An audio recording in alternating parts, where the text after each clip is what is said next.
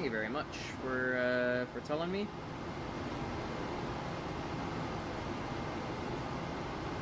I did the entire Apollo Affairs Officer readout not knowing that I had no audio. That's a facepalm right there. I did have to fix some components in my computer last night due to a faulty driver update, and so I did have to unplug everything and reset the BIOS, and so I suppose that also deleted my settings for the audio streaming. And someone did recommend that I can go camera, ground, and current, and I can rotate around the spacecraft. And yes, that is true. I can indeed rotate around the spacecraft, like so. Excuse that alarm, I apologize.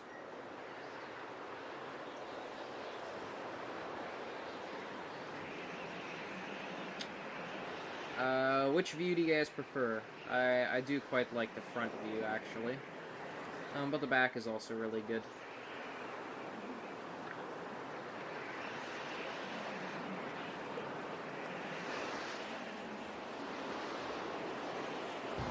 Okay, T-minus 10 minutes, and we'll take our fuel cell reactant valves into the latched open position, just in case of any sort of any sort of vibration shenanigans going to take the fuel cells offline. That, of course, would be a horrendous thing to happen, so...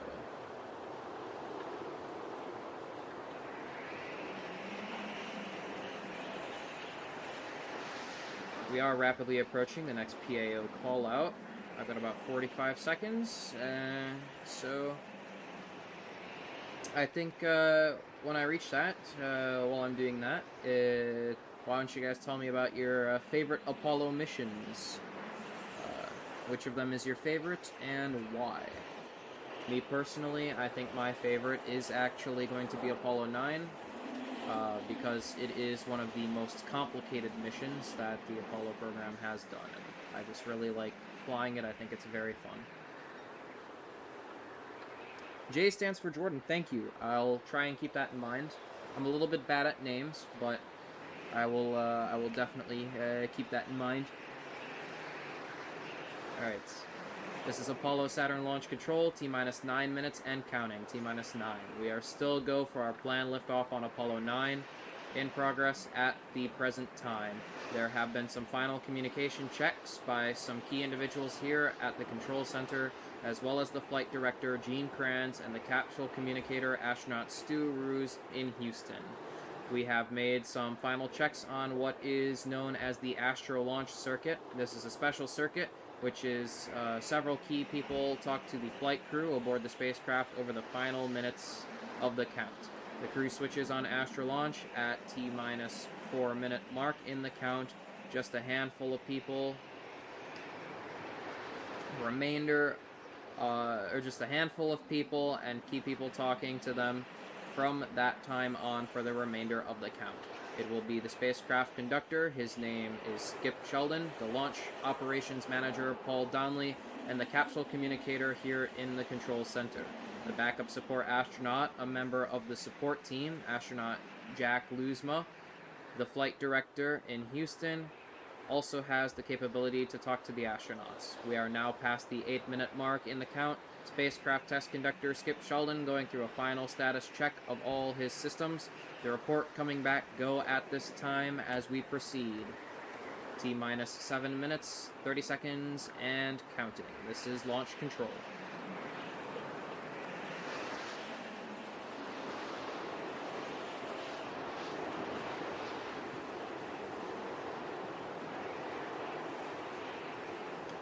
And we are approaching now at the T-minus 6 minutes mark. We will get our thrust vector control servos on, just in case we need to do a mode 4 abort CSM to orbit capability.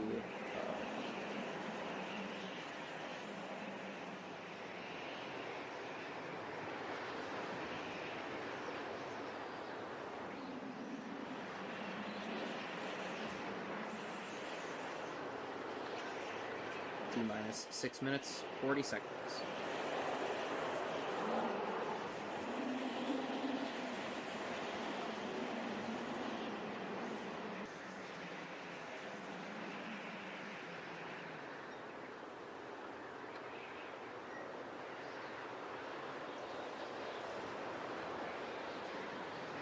Alright, approaching T-minus 6 minute mark.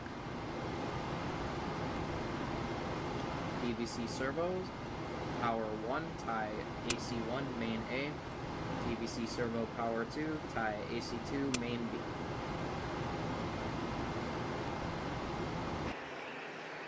T-minus 6 minutes.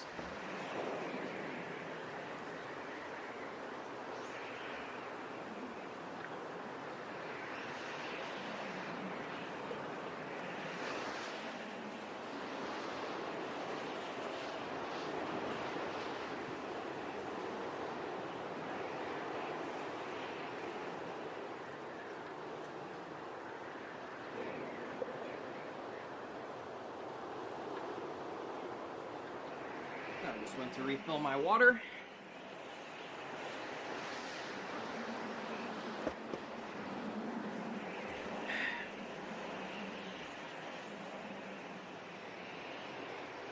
This is Apollo Saturn Launch Control, T-minus 5 minutes and counting.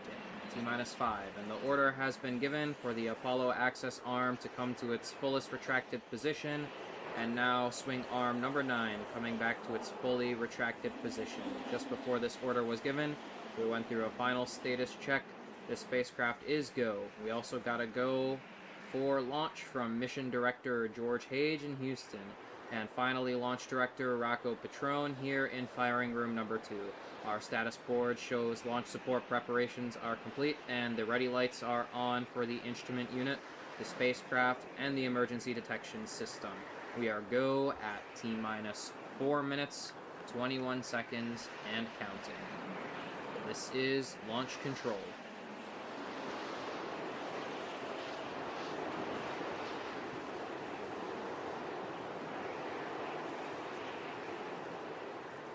Yeah, there is a lot to read at the T-minus 3 minute 50 second mark. That's crazy. And the lights are on, arm is retracted. Let's get our Astrolaunch comm config set. Pad comms are off. This is Apollo Saturn Launch Control coming up on 3 minutes 50 seconds. Mark, T-minus 3 minute 50 seconds and counting. We are go for launch. The countdown now turned over to the control of the launch vehicle conductor for the last 4 minutes of the count. We will go on an automatic sequence starting at 3 minutes 7 seconds. Final communication checks now in progress between the spacecraft test conductor and the crew on board the spacecraft. Some final tests in progress at this time. We have the report that we are clear for firing command. That is the automatic sequencer that should come on in about 15 seconds from that time on down. All aspects of the mission will be automatically monitored by the computers here at the control center at the pad. At 3 minutes 10 seconds, we have firing commands. The launch sequence started, the computer is in. The sequence is in at this time. T-minus 3 minutes. 3 minutes and counting. Our preparations are ready. Our preparations are complete. Our ready lights are on here in the control center. During this period, the various propellant tanks aboard the 3 stages of the Saturn V will be pressurizing. Primarily, we use helium on the ground to pressurize these tanks. The various vent valves will close as the countdown proceeds. We are now past 2 minutes 35 seconds and counting. All still going well. 2 minutes 30 seconds. We should be getting an indication on pressurization of the 3rd stage. We have it here in the control center. T-minus 2 minutes 20 seconds and counting. The 3rd stage now is pressurized. We will be looking toward those 5 engines in the 1st stage of the Saturn V, the ignition sequence to start at the 8.9 second mark in the countdown. We are now coming up on the 2 minute mark. T-minus 2 minutes. All aspects of the mission still go at this time. The Apollo 9 crew standing by in the spacecraft, 1 minute and 50 seconds and counting. Once the ignition sequence does begin with the 5 engines, it will take some 9 seconds or so to build up to the proper thrust. Our computers will automatically sample those engines and assure ourselves that we have 95% of thrusts. We will get a commitment at that time, and the 4 hold arms will come back. We are now 90 seconds and counting. 90 seconds and counting. Vice President Agnew now has come up to the window of the Launch Control Center along with members of the party to view the launch. 1 minute, 20 seconds and counting. Yes, verb 75, and do not enter. Just primary glide call to radiators bypass. Tape recorder, motion forward. And get the batteries on. We are go for launch. T-minus 45 seconds. GDC align and verify no motion. No motion. GDC release.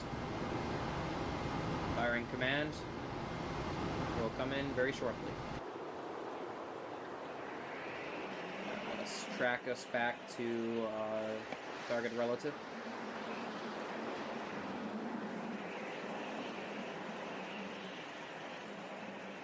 Here goes.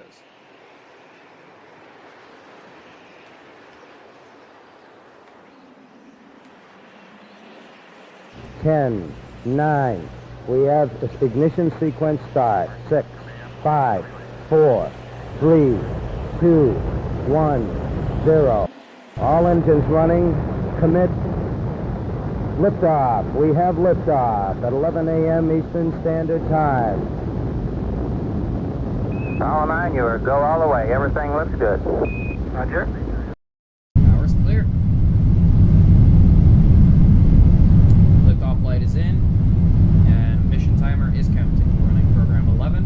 Liftoff light is on. Roll program is in, and roll is complete, and we have pitching program.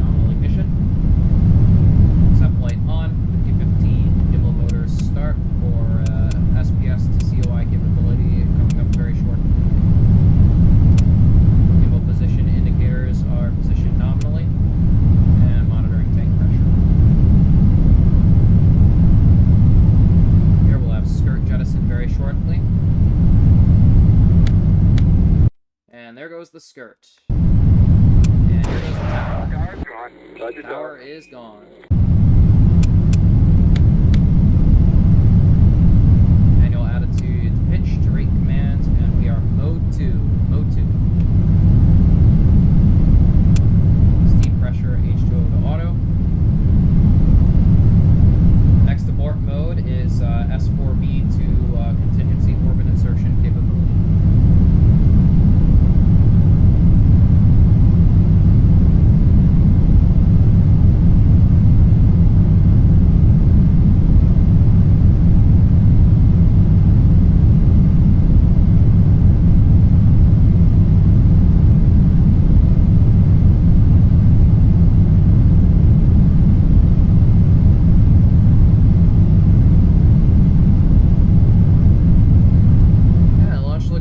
So far.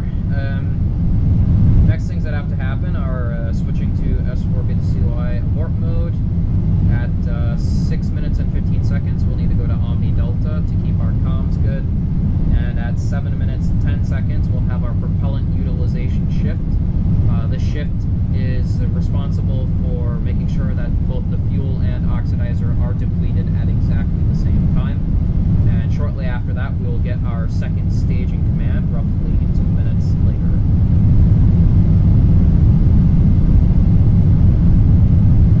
Earth is looking mighty pretty in the windows, gotta say. It's very, very blue as we're over the ocean right now.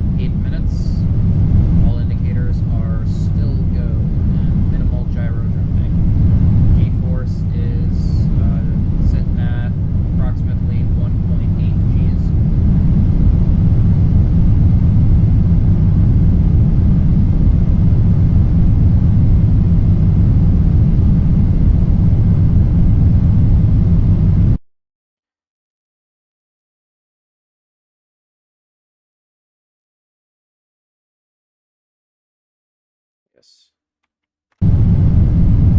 It is a very, very beautiful spacecraft. Alright, coming up on staging. Approximately 15 to 30 more seconds for staging.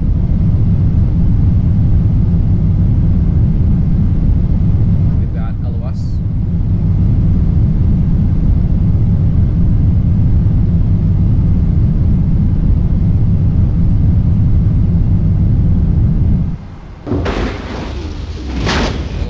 Is in, and we have a nominal ignition on that S-IVB. Looks like we're going to orbit today, guys. Nice, unlike our last time. And we are switching to mode 4 capability now. Let's bring up our apoapsis and periapsis display, as well as our time for free fall.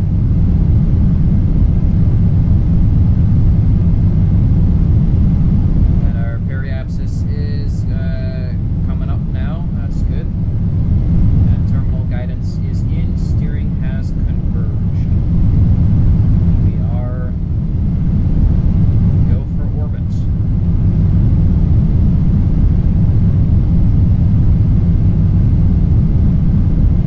How does it look outside? Oh, it looks really nice. I gotta say, I love the reflection probes here on the front of the spacecraft. It looks really nice.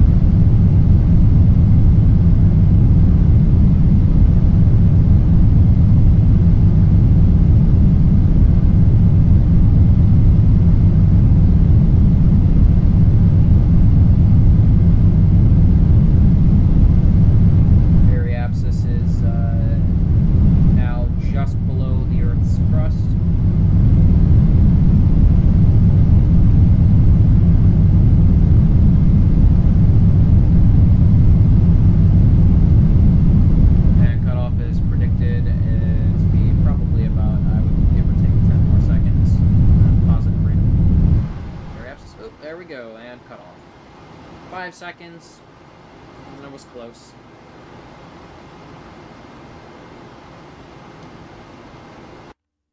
And apps is now finishing the fine-tuning of the insertion here.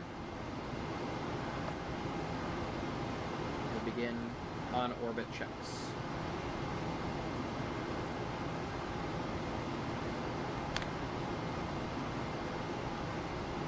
Velocity is good, 25,559 feet per second.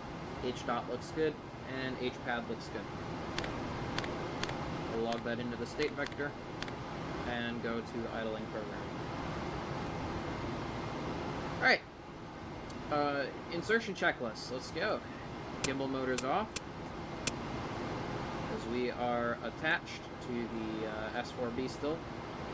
Take the EDS off. And our batteries off so we don't drain those. Servos here will go off. And we'll save our pyrotechnics. Entry landing system in manual, and command module RCS logic off. We'll go normal only on rotational controllers, and we'll get the RCS off here. Because of course we are still attached to the S-IVB, so we don't want any RCS firing. VHF AM to simplex, and be off. And our emergency detection system we can take off now.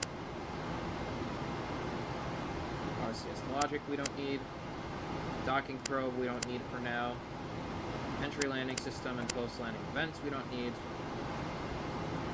And we don't need the sequential on. Close direct O2 and begin the preheating of the SMRCS. heaters. And we will close the ISOL valves on CMRCS. Talkbacks are barber pole.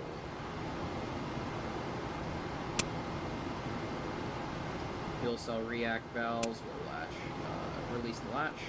Get the purge line heater on. Operating system compressor circuit breakers are already pulled. And we'll get that actuator handle on latch. Alright. And now we must configure for the environmental control system for Orbital Coast.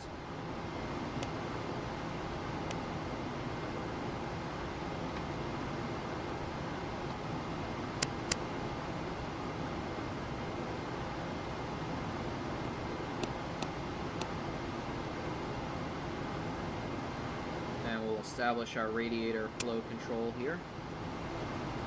And establish radiator flow. Of course, we need to heat up that radiator to prevent freezing, so we'll do that. And temperatures are coming down. Good. In temperature, we'll go to auto. And the potable water heater. At this time, astronauts will be doffing their helmet and gloves. And we'll get the cabin pressurization on. And we'll bypass the suit circuit return, which is going to cause a master alarm in a few seconds. It purges the CO2 out of the suit loop pipes, so it is what it's doing right now.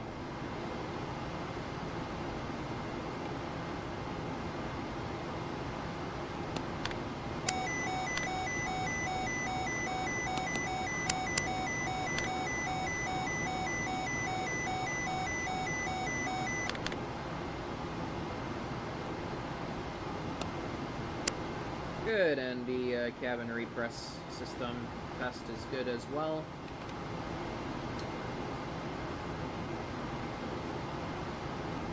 And let's do a redundant component check here. Pump on. Discharge pressure is nominal. Accumulator is nominal.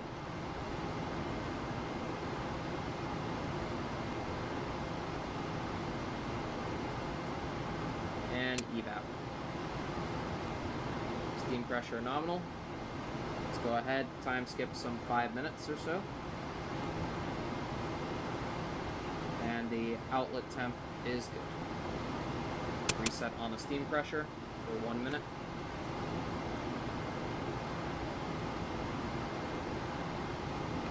There we go. And off and off. Steam pressure increase, good, and pumps cool down. Good.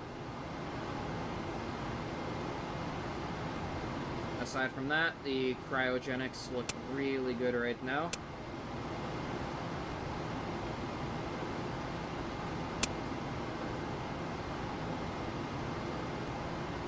Things looking good, and our potable water and wastewater levels are also nominal as well.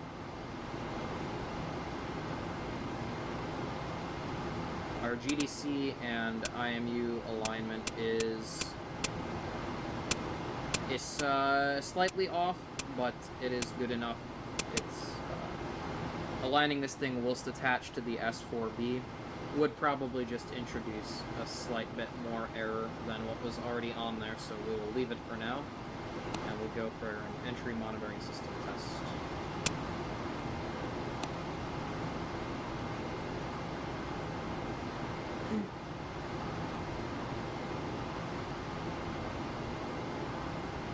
Good. DV set. 1586.8.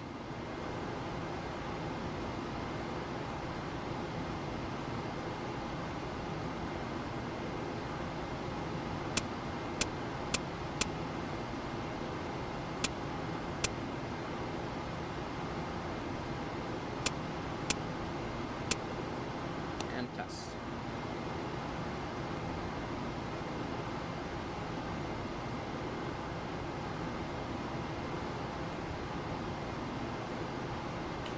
And delta V indicator stops between minus 20.8 and 20.7, so we're good on that. We'll go standby and off. Flows are good. Cryo quantities are good. Pressures are good. And let's take a look at the other two flows. They are also good. DC power plant is also looking good. Batteries are looking good. Pyro batteries are also looking good.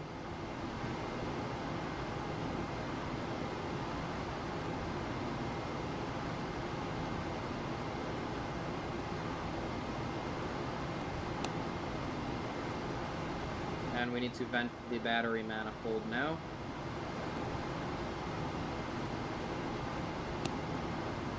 Yep. They've been charging on ground power for quite some time, so this is, oh no, this is battery relay, my bad. Battery relay voltage looks good. And yeah, this is expected. They've been charging on the ground for quite some time, so we'll take those, battery vents on, and we'll vent that manifold compartment so that we don't cause any sort of fires to occur. So open the battery vent and vent that down to 0.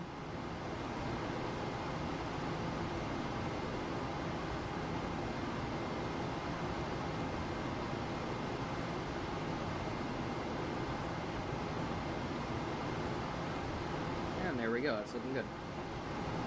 Close the vent.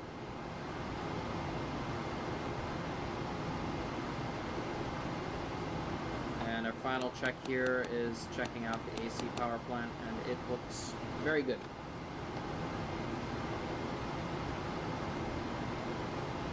SMRCS check. Everything shows 100%. Temperature is in the green, pressure is good. And helium tank temperatures also show good. It looks like is in the shade right now, so it's obviously lower. And the command module, RCS meets pre-pressure conditions. We're on that. Next step is to come down here and take optics speed to high, 0 switch off, optics power on.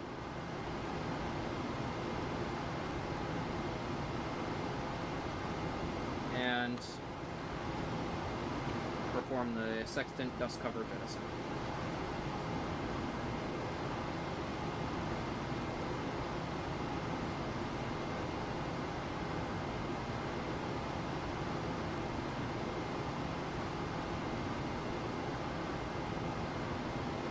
Alright. Looks good.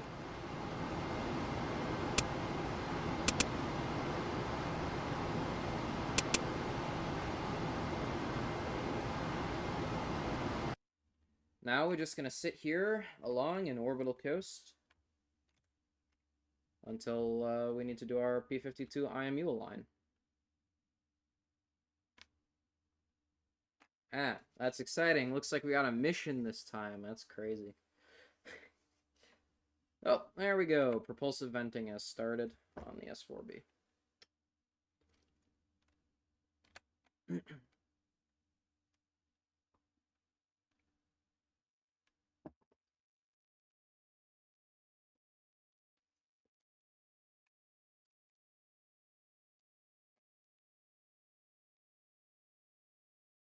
So,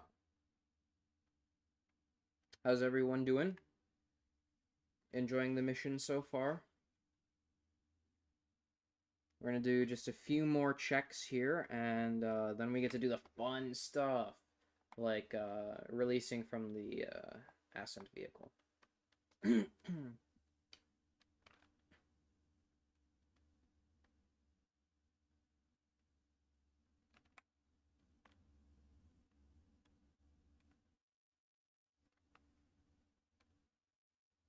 Yeah, there's a lot of orbit checks.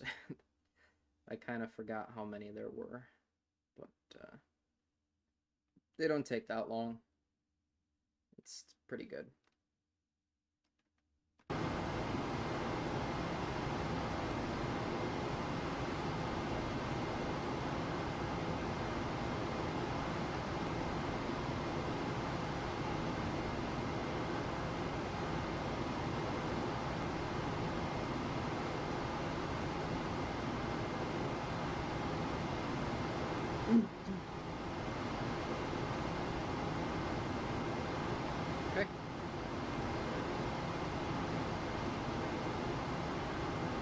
gotta take B-mags to rate 2, that's right.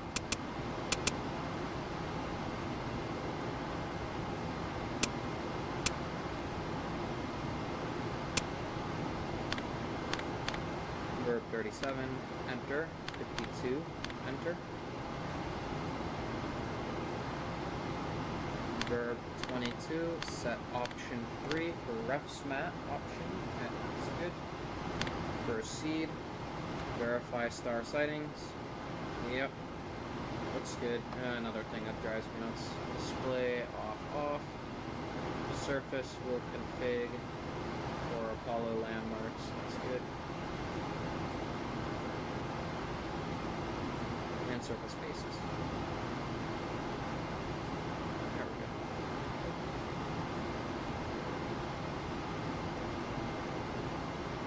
There we go. There we go. Labels.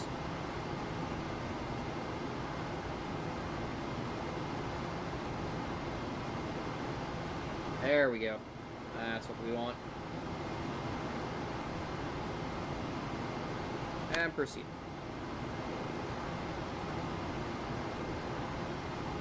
They'd like us to mark star 21, so we'll proceed on that. And we'll go coupling to resolved.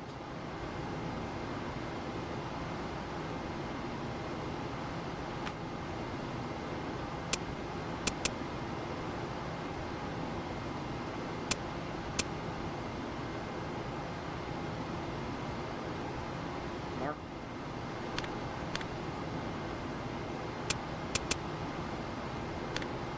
Star 25.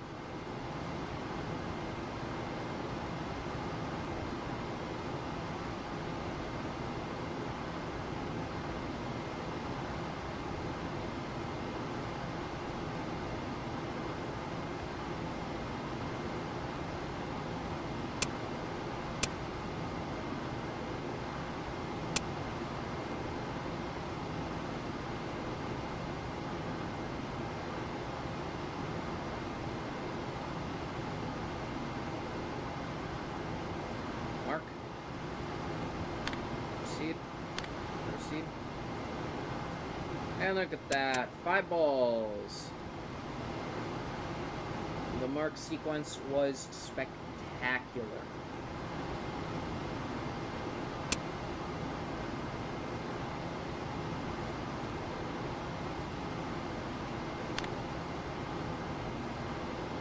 It's like 2 degrees error and roll, and just about 1 in the pitch and yaw, and that's fixed.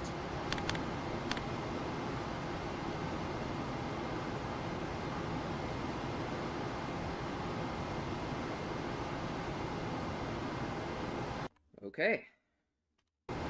Now the next step is a PIPA bias check. So I will grab my pad and my pen.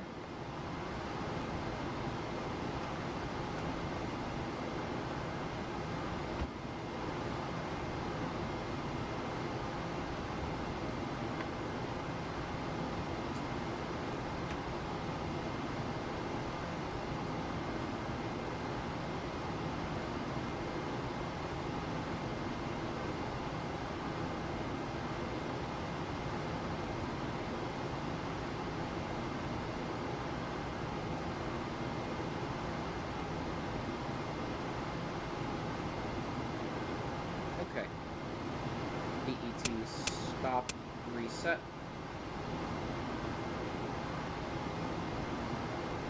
Rates are good. Verb 25, noun 21. Enter. Enter. Enter. Enter. DET counting up. Verb 16, noun 21. Enter.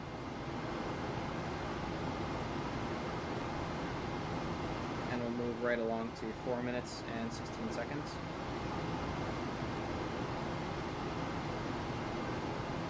Here, is cabin fans probably really loud for you guys? It's really loud for me. I'll turn one of them off.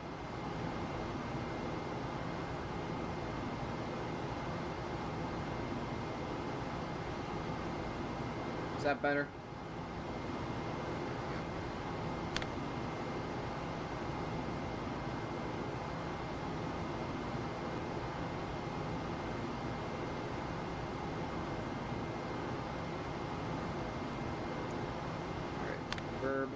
21, noun 01, enter. 1452, enter. Plus 00001, enter. Enter. 1454, enter. Plus 00000, enter. Enter. 1456, enter. Minus 00003, enter. And key release.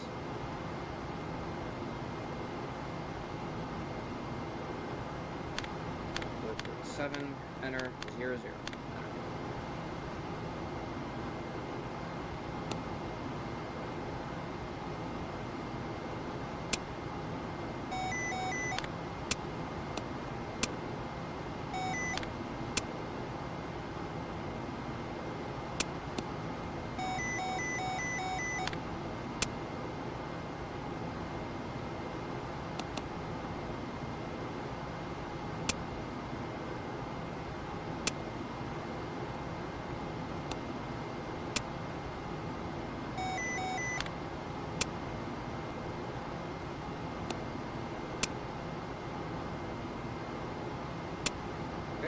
Looks good.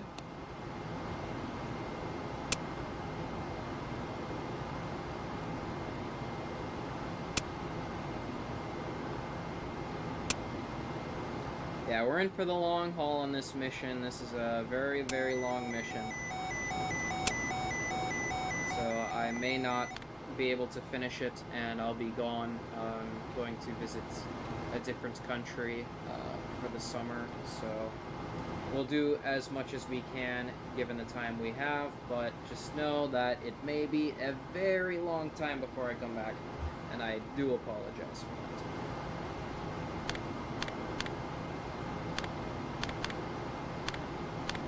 that. 6, noun 20, display ICDU angles, 180.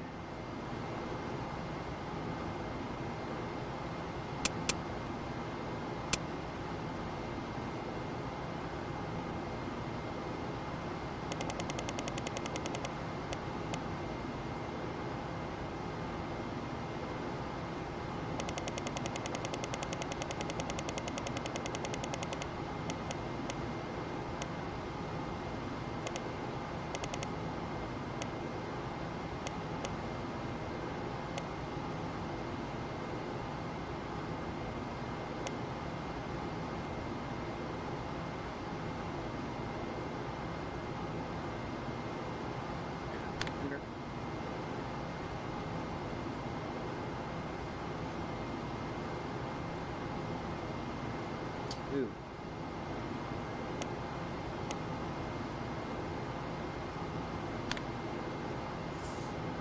Okay, roll is off by actually almost 1 degree, which is, well, hold on, the scale's here, yeah, the scale's here. Let's calibrate.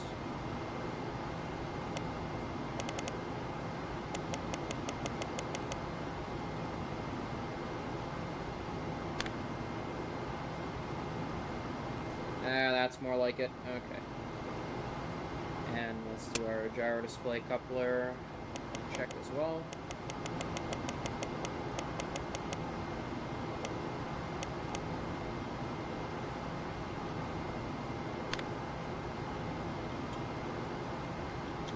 Okay, that's looking good.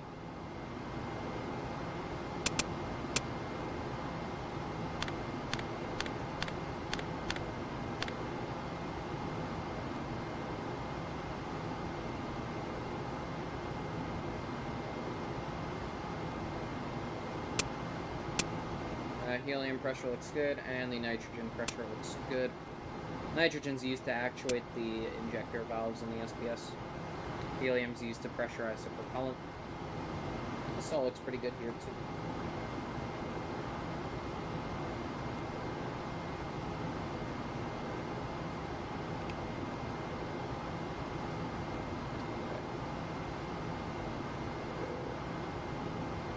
Earth, orbit rates.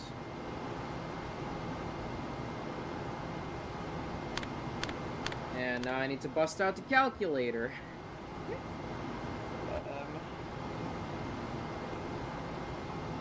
There it is.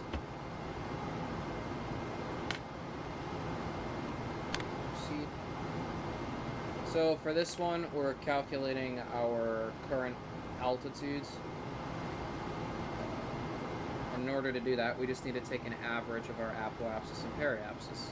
So we add the first row, which is 108.8, to the second row, which is 99.2, and then we divide by 2, and we get an altitude of 104.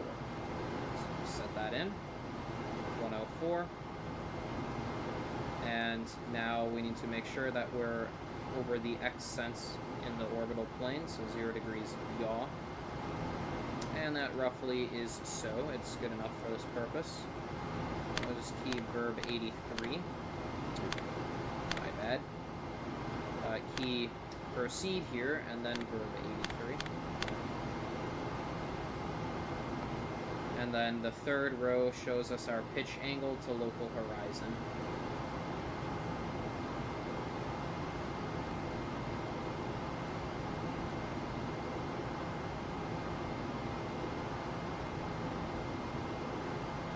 We just plug that in, which is for sure going to be about 0, so we'll just take that down to like roughly about here, and then do some fine-tune adjustment. Probably a little high. Oh, nope, actually. We are not. We're actually really good on that. We'll just one click, 2 click, and that's perfect.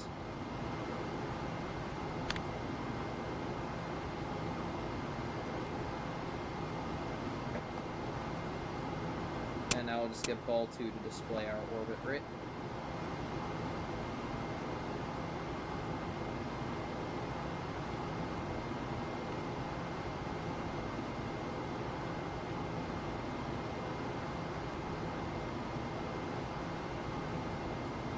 Good so far. We have been live for roughly 1 hour and 10 minutes. Feels a little bit longer than that, I'm not gonna lie, it's kind of hard to believe. But we'll load the next checklist, which is a CSM launch vehicle separation.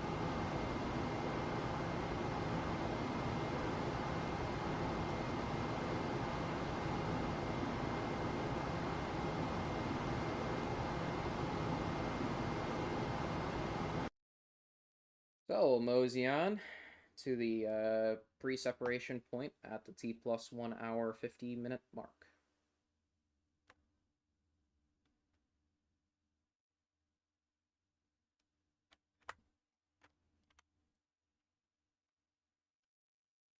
Oh, coming up on Corpus Christi, that means we will be having our very first orbit completed shortly.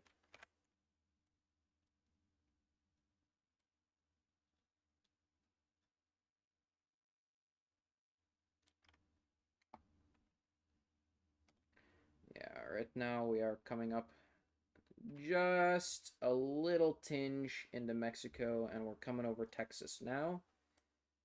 And there's Cape Kennedy and Florida. We go from Texas to Florida really quickly. Good lordy Lou.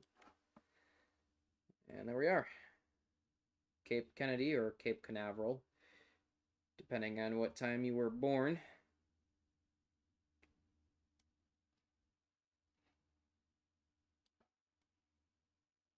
And adios. That's our first orbit complete. We're starting Revolution 2.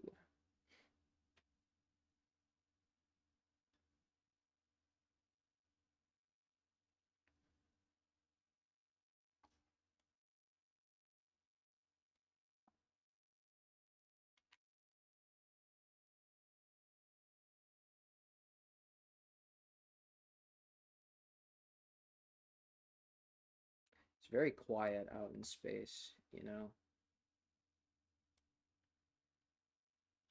Very, very quiet. And then you go inside and it's a very sharp contrast on your ears, we'll just say that.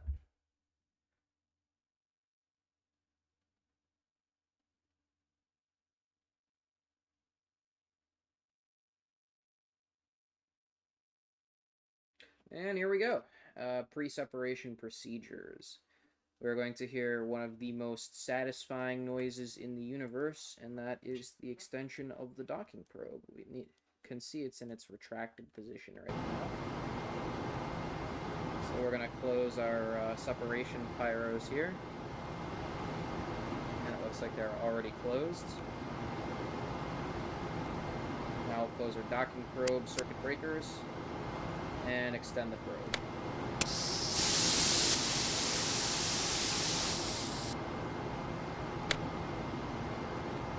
And arm the retracting. We'll get the coas on.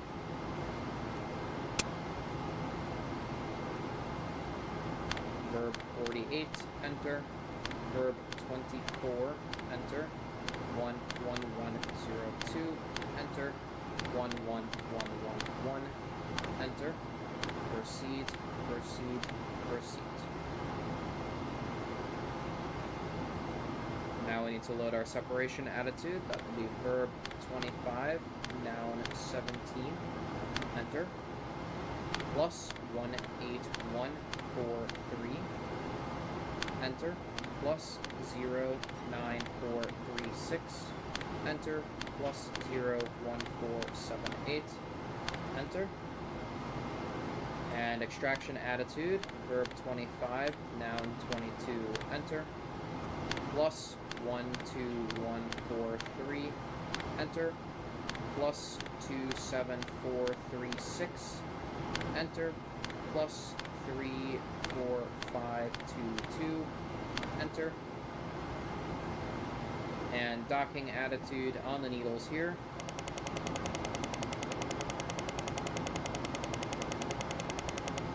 Which is going to be 121.4 and 274.4.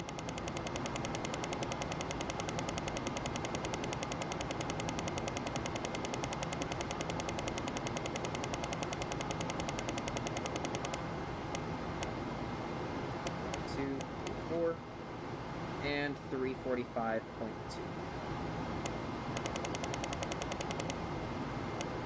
One, two. Okay. We are almost go to begin the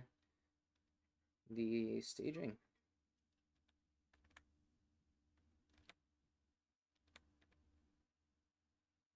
And T plus 2 hours.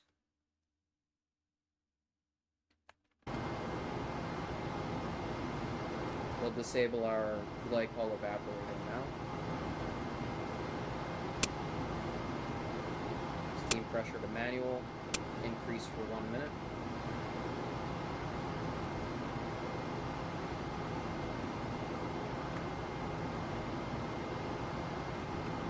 Looks good.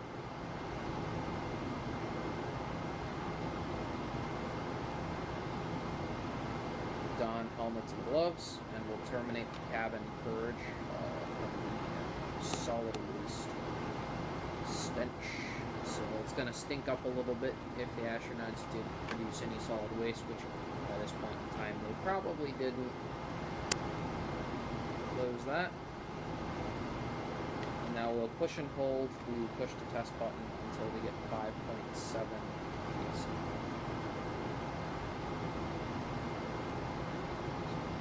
That, and monitor the cabin pressure. This time skip through this naturally.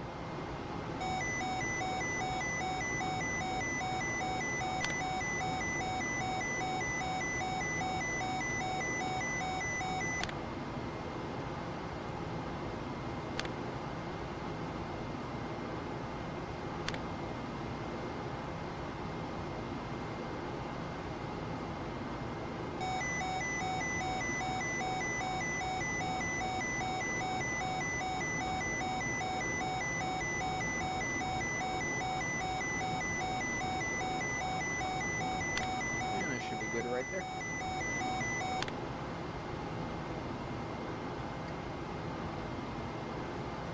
And we'll secure cabin pressurization now.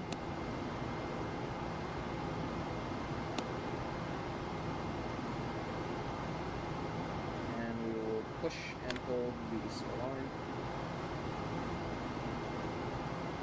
And no reads.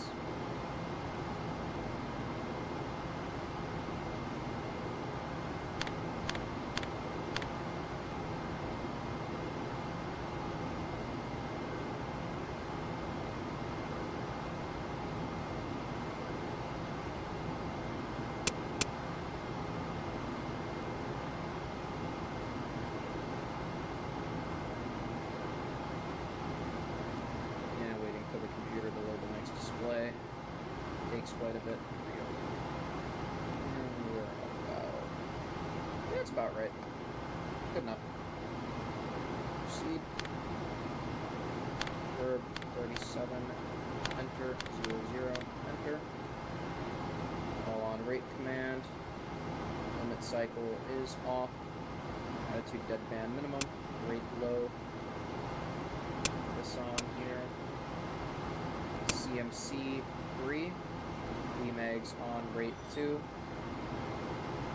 S2, S4B, translunar inject switch safe, and we will get everything apparently to main B.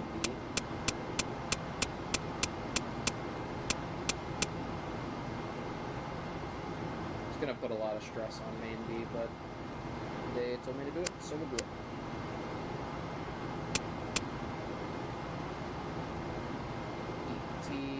Stop, reset. And very shortly we'll be go for pyro on. Let's see how much stress up on.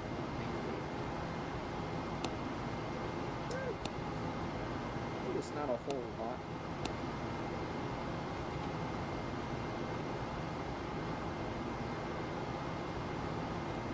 It's not a whole lot, I'd say it's pretty good.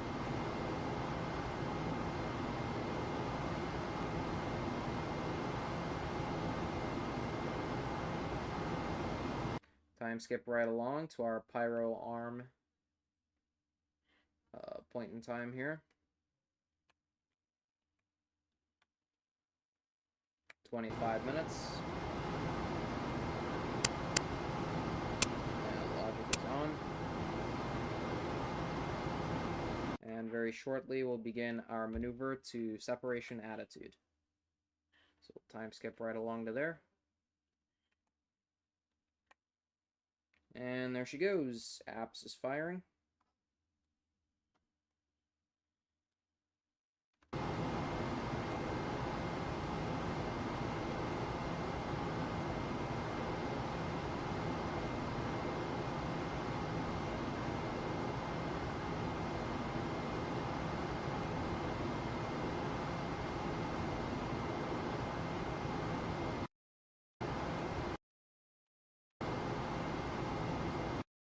Alright, and it looks like we're in attitude. Get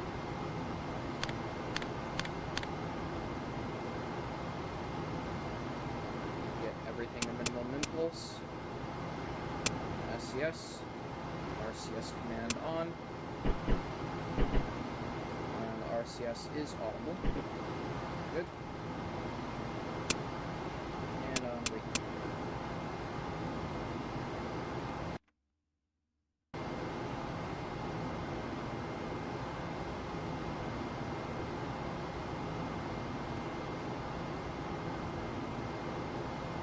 Set the EMS to minus 100.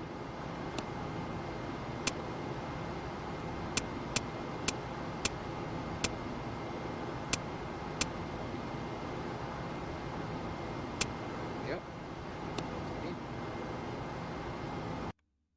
Sun should be coming up very shortly. Yep, there it is.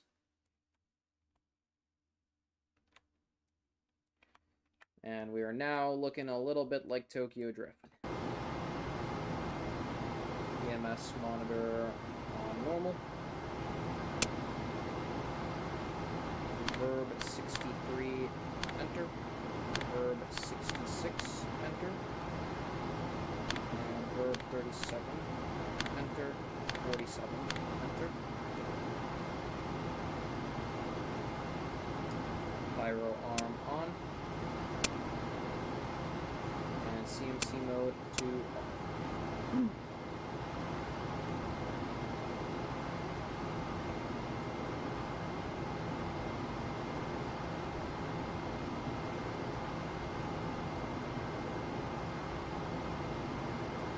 thrust monitoring programs loaded in.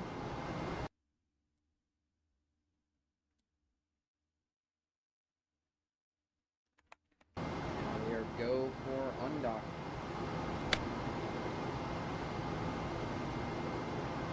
Translation.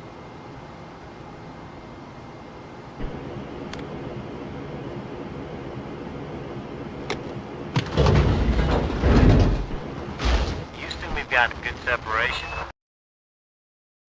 There she is.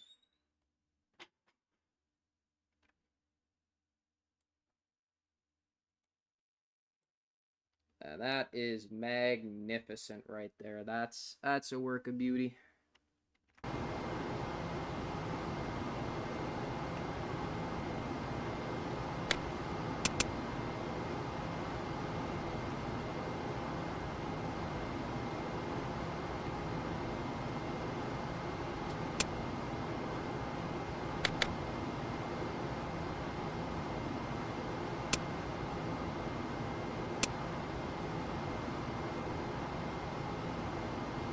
Rotation.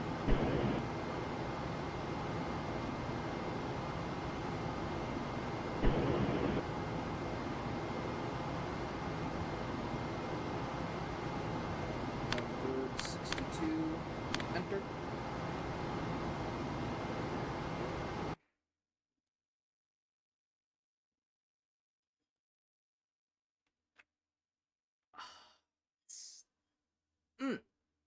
I love this mission. Doing all this in Earth orbit is so flippin' jazzy.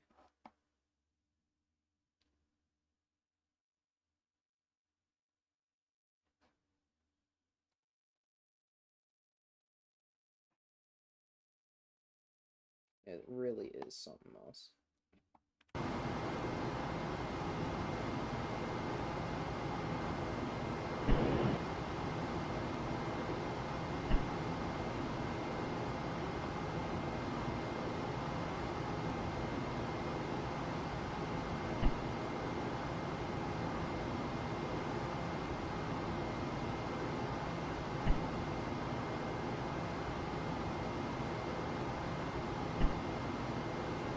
Okay, we should have our acquisition very shortly.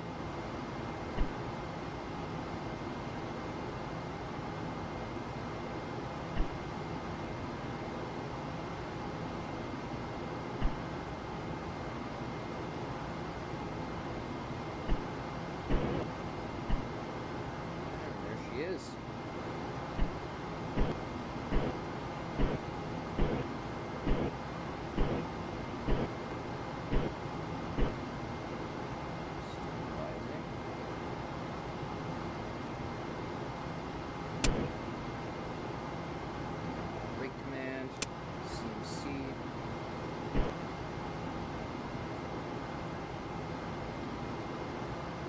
Translation. Rotation. Let's just ever so slightly, just a wee bit up more, and it's just a slight bit of yaw. Oh no, we're facing exactly the right direction here.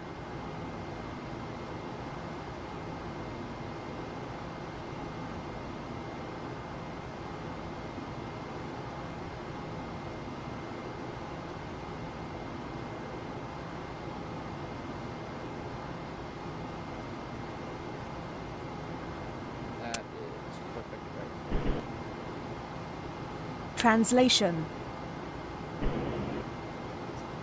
Forward.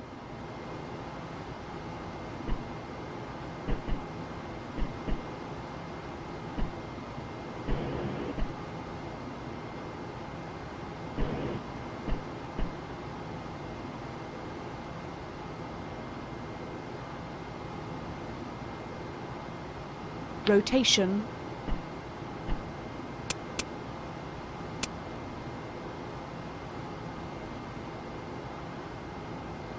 Roll left 60 degrees.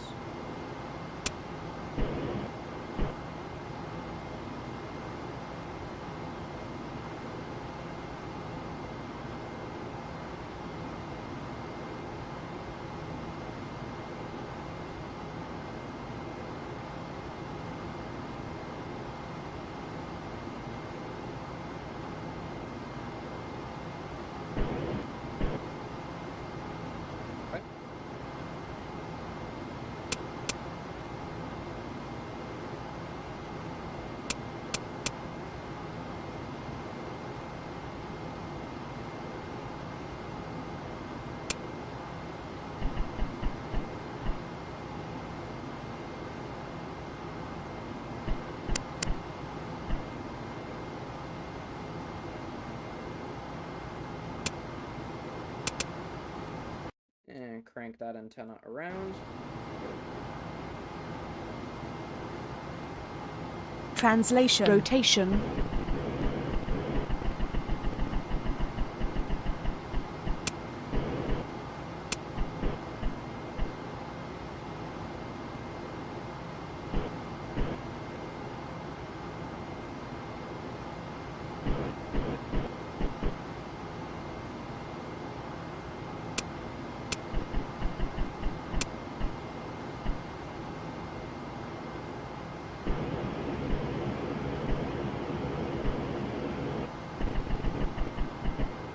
Translation.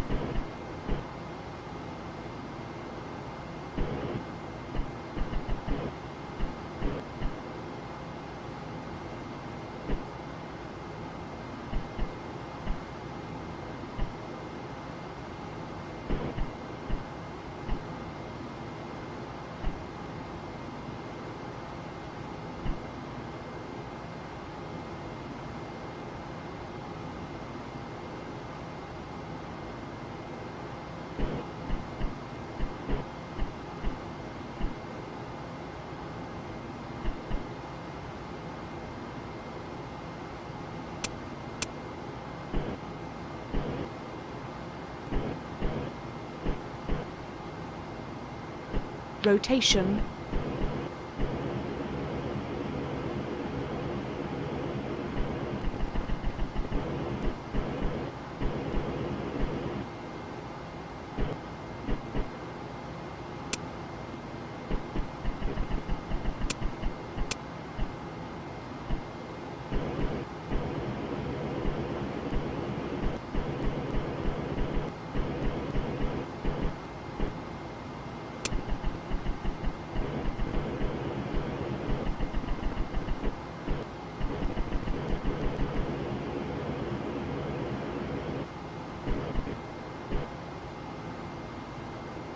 Translation.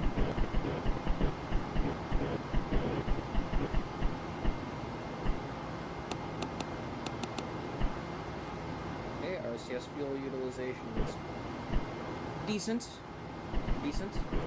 Not the best run I've had. Got a little wacky with that attitude for a second, but overall it's good.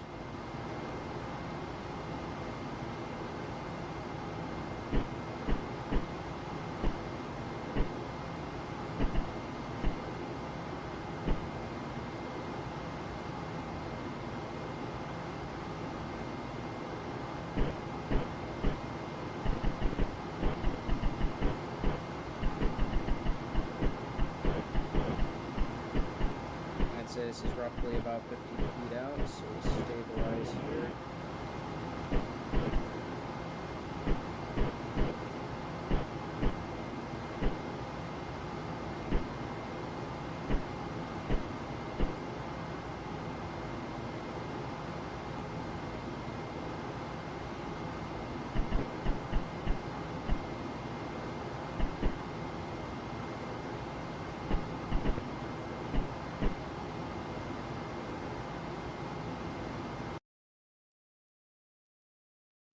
Oh man, that has got to be the thumbnail right there. I mean, come on. Alright, get this checklist out of the way.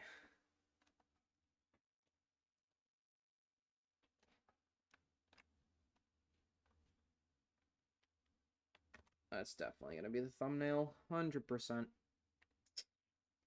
There we go.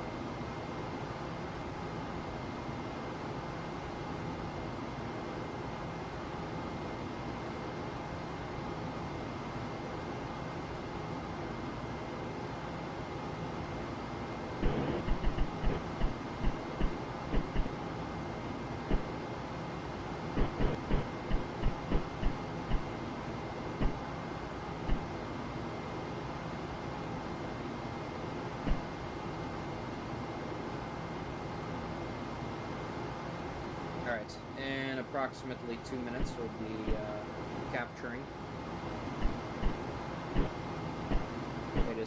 They want us to fly in formation and do all of this, and then just chill for a bit, I guess. Inspection of the Saturn lunar adapter is actually, lunar module adapters. Currently what we're doing, the other pilot would be doing that, actually. The lunar module pilot, to be exact, would be inspecting the SLA while the command module pilot brings us around.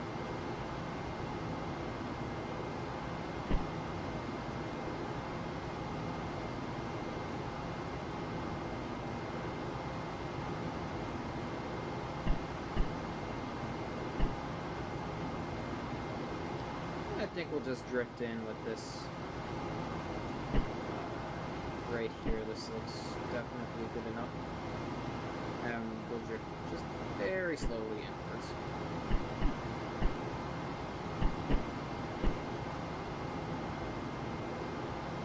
Looks great.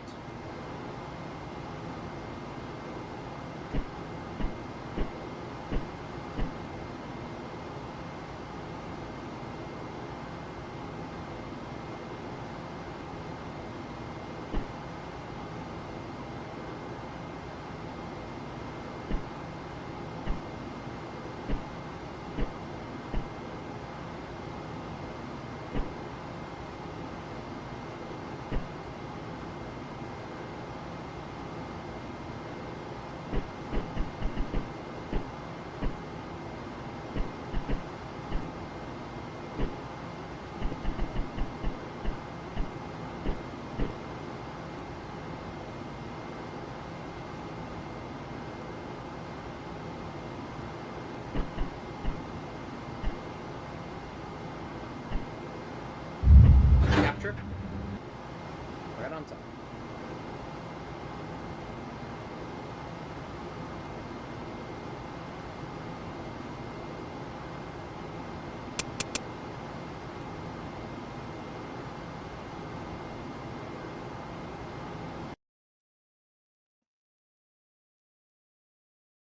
Looks dang good from here. Yes, we should be aligned with the T. However, when we get pretty close, it becomes almost impossible to stay aligned.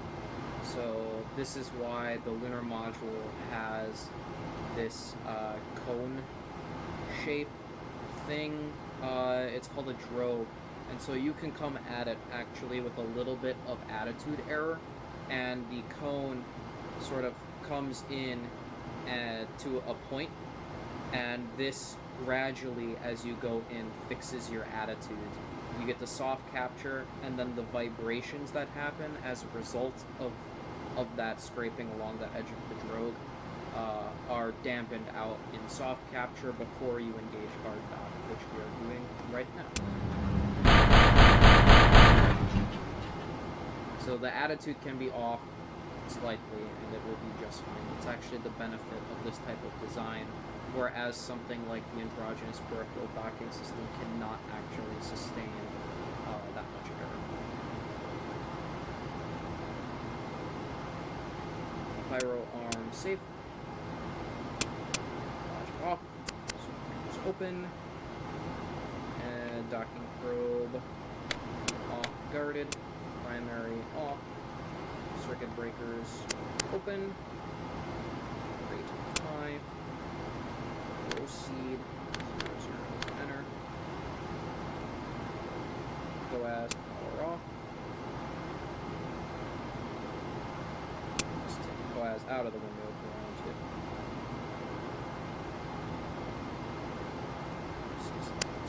Open. DVC off. EMS standby off. Demags rate 2. Tunnel lights on. Verb 83. How's our state vector looking?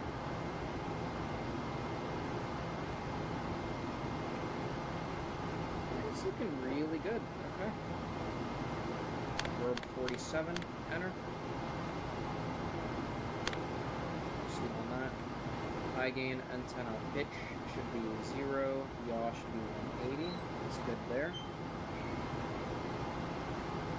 Alright, now we just need to wait for nav check and state vector update. Yeah, all good, Jordan. Yeah, the shadow is, yes. Also, the shadow is definitely yes. Look at that. Beautiful, beautiful. This is not anti-alias. This is aliasing. No, I'm kidding. I have the shadows turned down because they can get a bit laggy from time to time. So I turned the shadows down to be like high instead of ultimate. Now we just cruise along right onto that nav check and state vector update.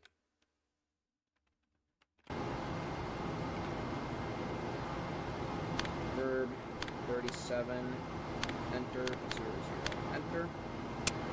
Accept, ECM bitrate to high, and public.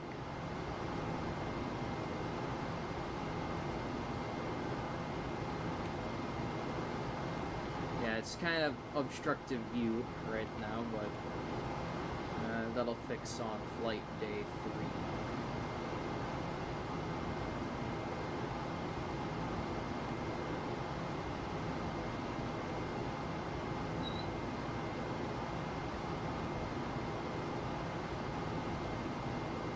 There we go. Uplink telemetry command module block. Verb 37, enter, 00, enter.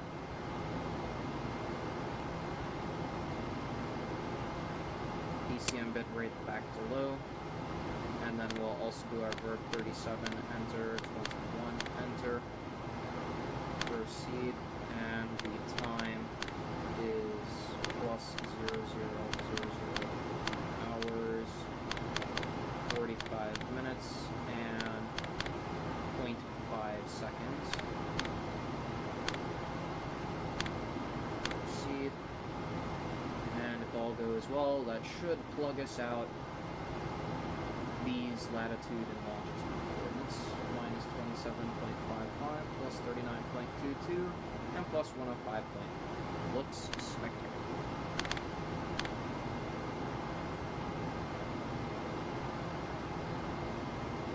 Verb 66, enter. Repress package valve off. Monitor the surge tank. And this pressure is very, very good. So let's open the pressure equalization valve.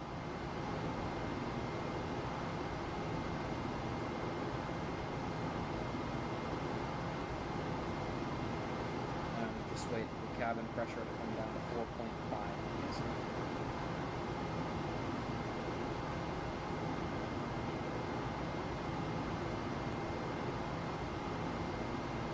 This takes quite a bit sometimes, so we'll just kind of skip right along.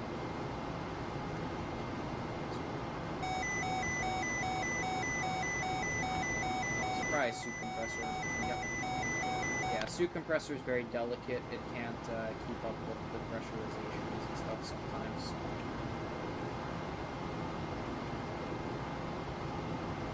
There's that.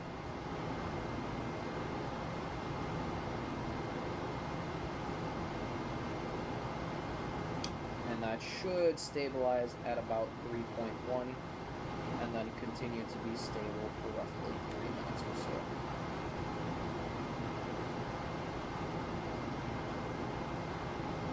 That which it is. So that establishes to us that we've got a good seal in the docking tunnel and that we don't need to undock and redo the docking or anything like that, and our latches are all cocked into position, so that's good. We can continue with the pressurization of the lunar module.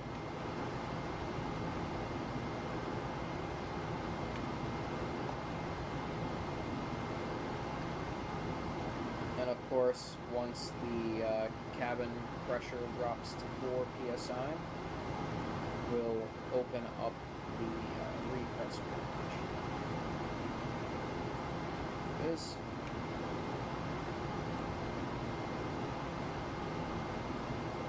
that repress package valve open.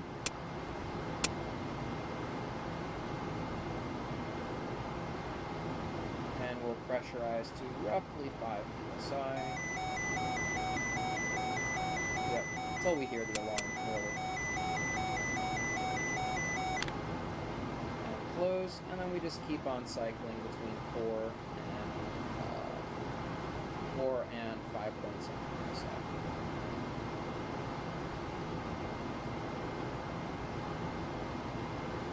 Right down until we have no pressure left in the repress.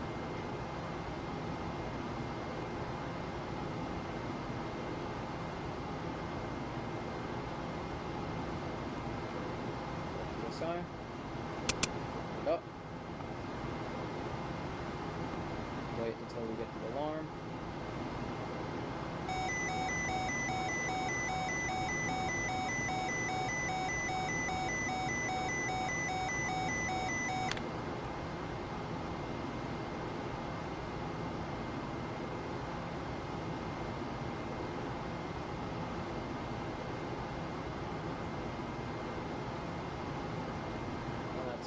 Good. Take it off again.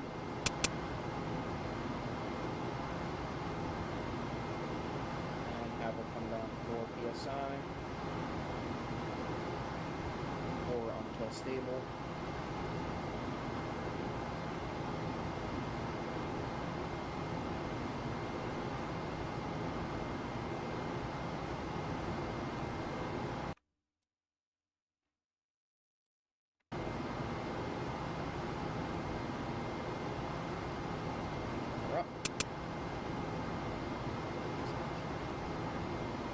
Good, we're almost done.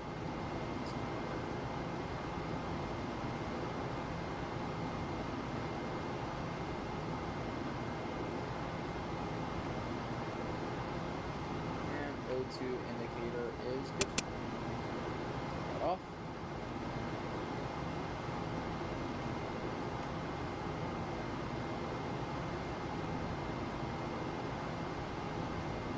And we landed on roughly the right cabin pressure. Great.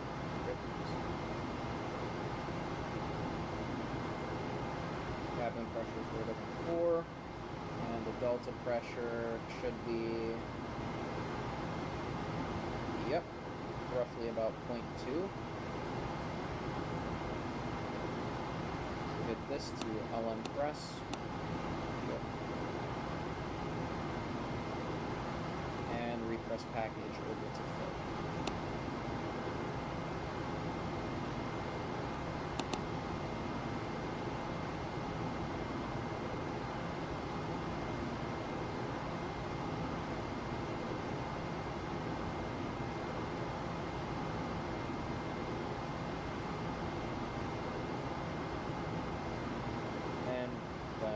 We can begin venting the waste, solid waste.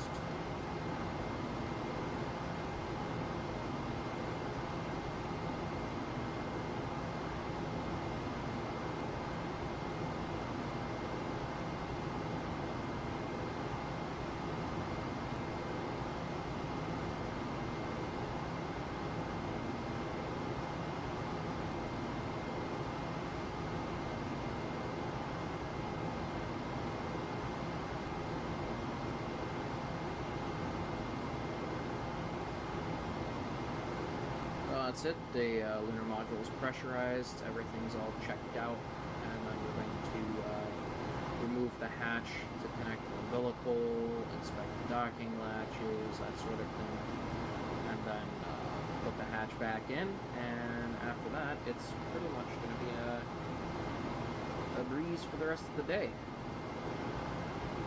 We have one burn today, but that's about it.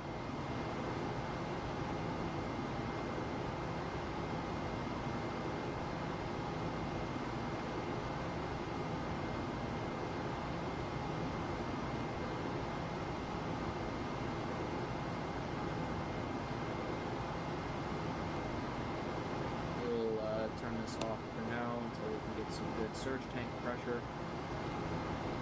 Or actually, nah, we'll keep it. Check sleep.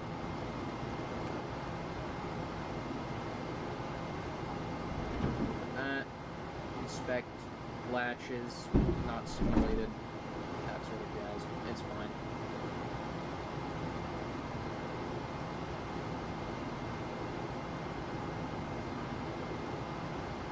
Transfer to CSM power.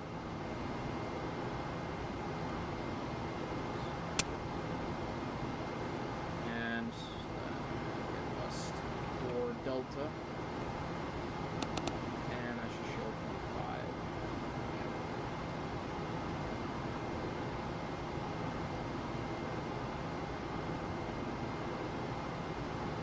At pressure equalization valve closed. LM tunnel lights off.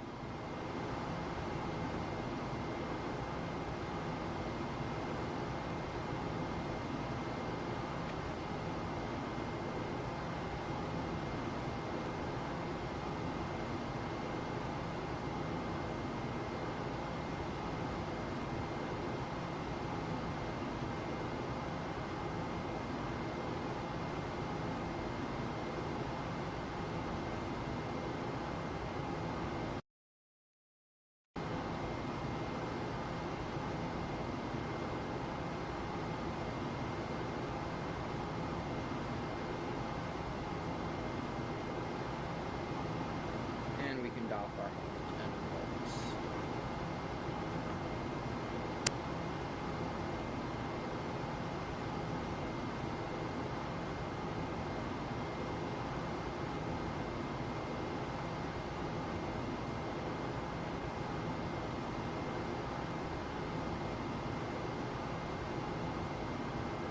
Verb 48, enter. Verb 21, enter. 21122, enter. Proceed, proceed, proceed. Verb 46, enter. Verb 62, enter.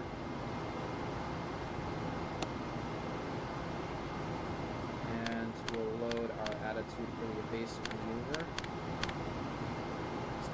Plus 142.80. Plus 313.50.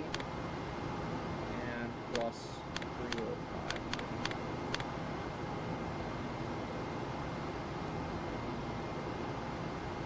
Proceed. D18. D18 stop reset.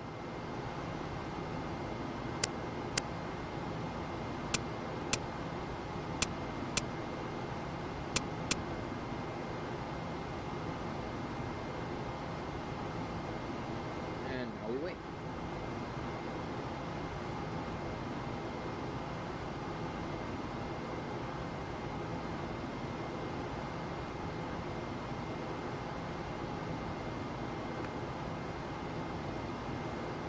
Reverse packet pressure is here.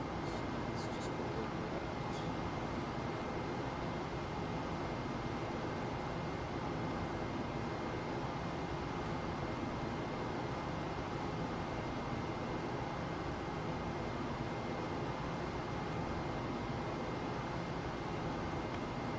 Okay. Delta V. And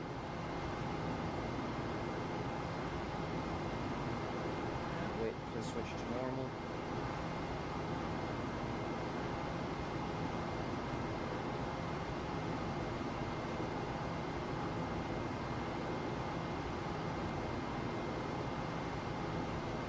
Normal. Minus 30 seconds.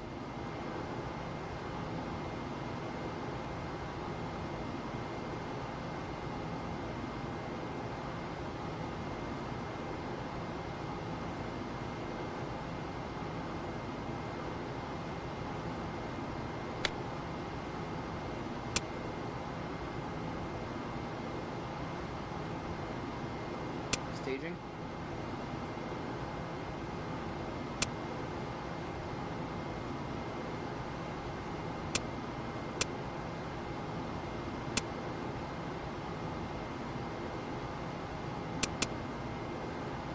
Rotation. Translation.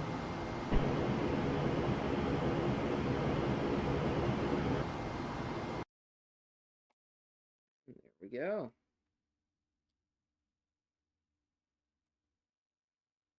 We've got LEM extraction.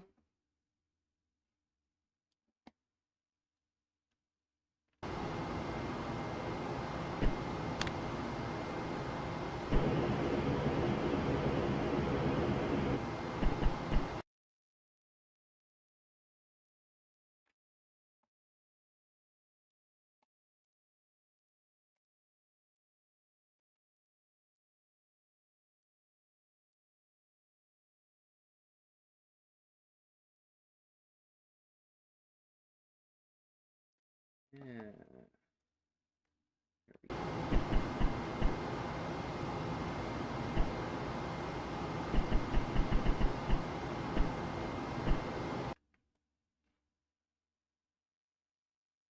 Coming up into attitude now. Stabilization. There we go. Enter. Orb 37. Enter. 47. Enter.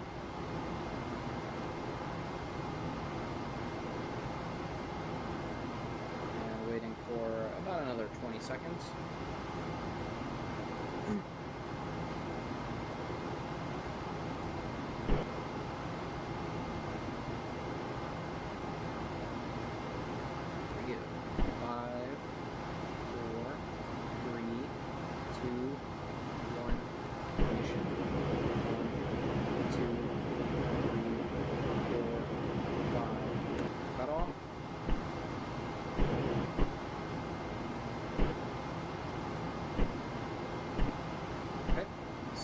Pyrotechnics.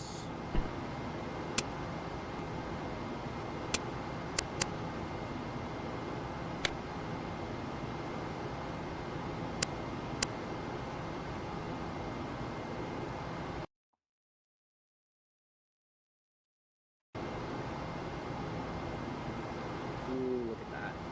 That's cool.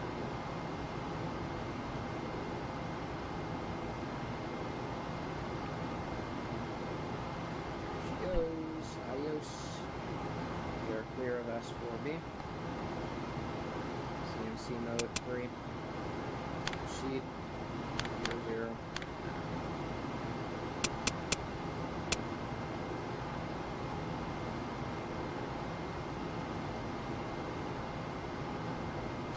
Warp 48.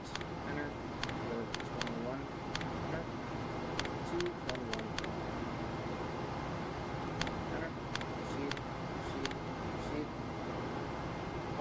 Standby on. Translation. Rotation. Off. Guy. Direct power off. And thrust vector control servos off.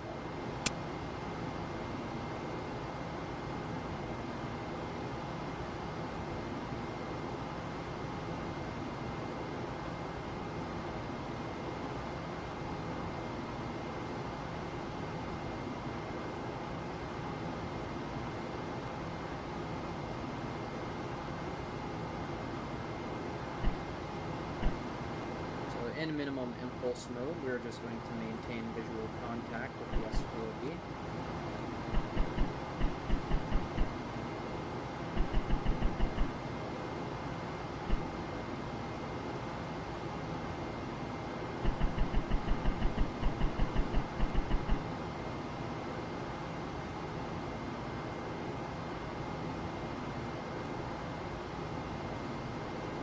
How's our RCS looking? It's looking very, very good right now.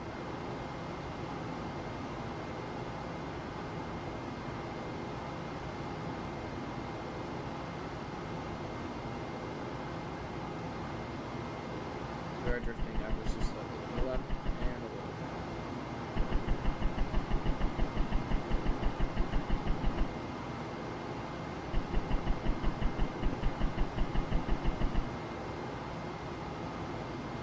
There we go. That is pretty stable. It's pretty stable.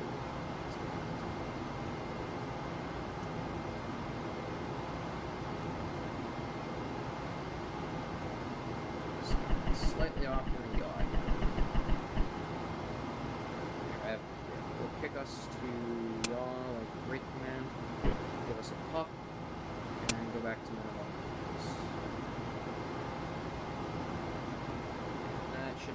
pretty steep.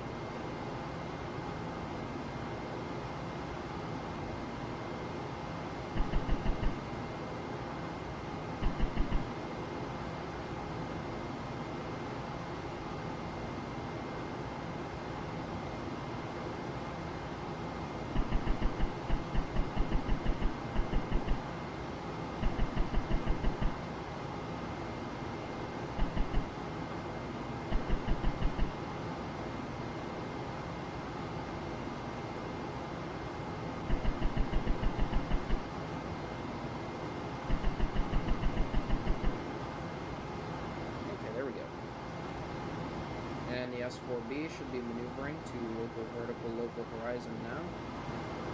Yeah, there she goes.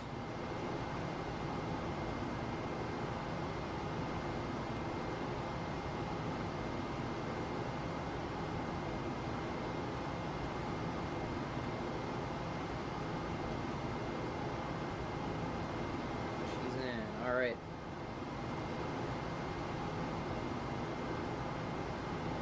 Slight pitch up.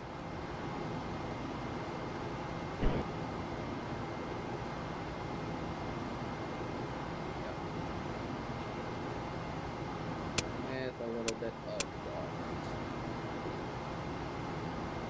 Well, I should leave it for now.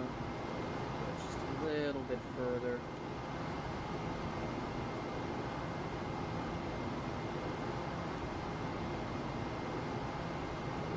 Moving into gimbal lock.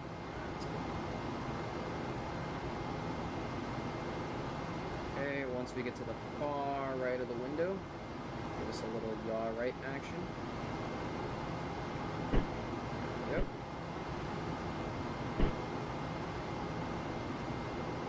Ooh, that's really good. That should carry us. That should carry us.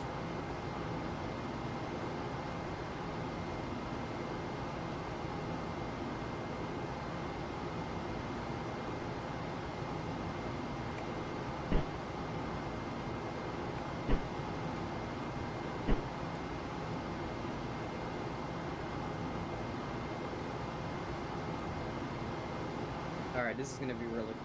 Alright, here's a little gift from me to you.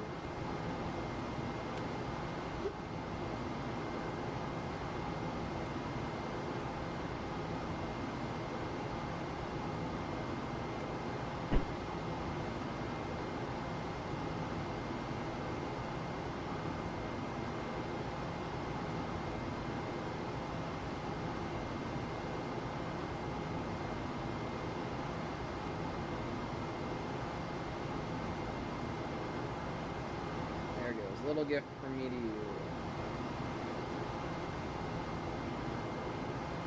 3, 2, 1, ignition. Villages go. I see it.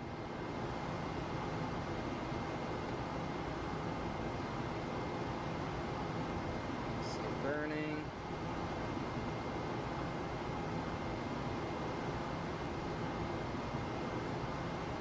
Foliage lasts a really long time on the S-4B. It's in. I definitely see it. Come on. You know you want to. Don't fail me now.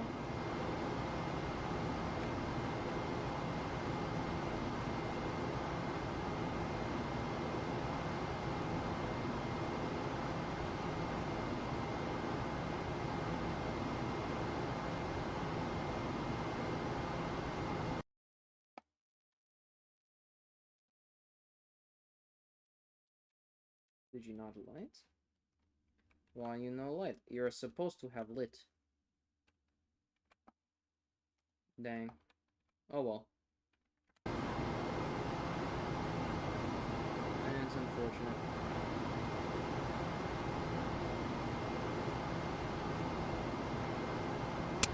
Alright, stabilize.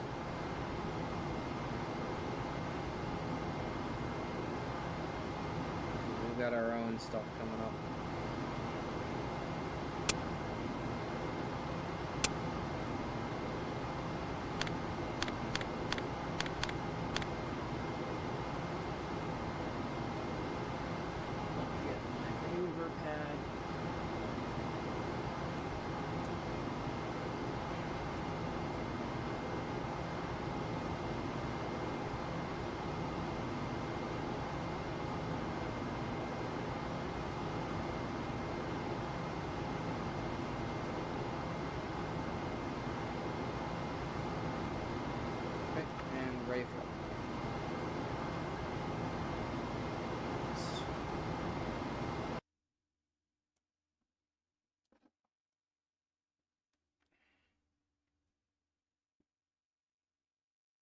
SPS1 at 5 hours, 59 minutes, and 0 seconds.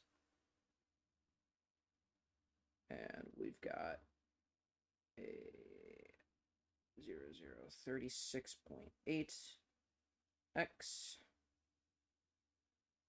0 Y 0 Z, and the 36.8 DVR, 32.4 compensated for cutoff, 32.4 DVC. Burn time is only going to be 5 seconds.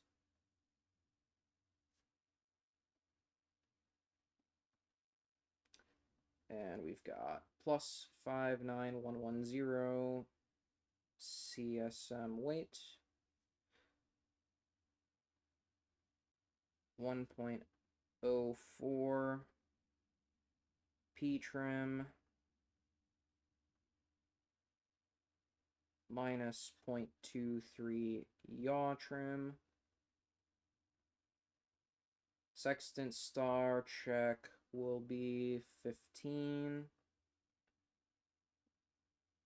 with a 32.38 degree shaft and a 8.903 trunnion.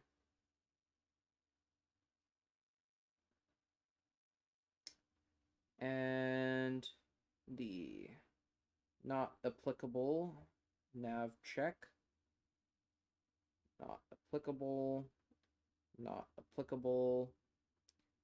We're going to be 0 roll, 358 pitch, 001 yaw. Remarks: gimbal angles with pad refs mat.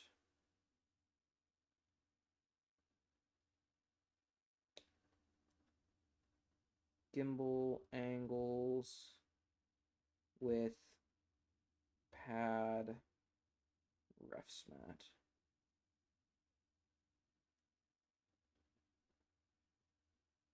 As in, we should have gotten a gimbal angle uplink with that.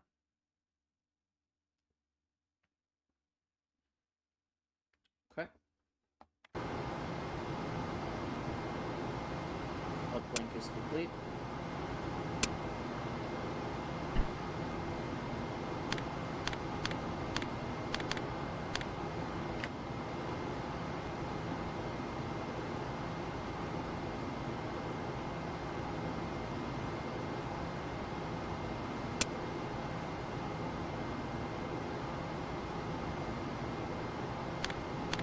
Enter, 30, enter.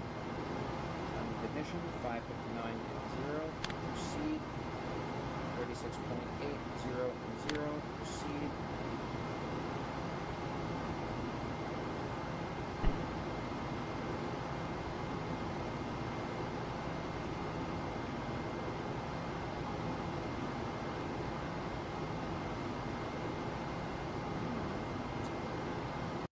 Where's that S-IVB?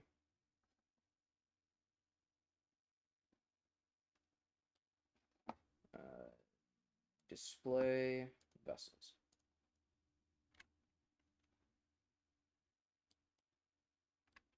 S-IVB station. Okay, I guess maybe it did have an ignition at some point. She is far ahead now, or she was in a viewport.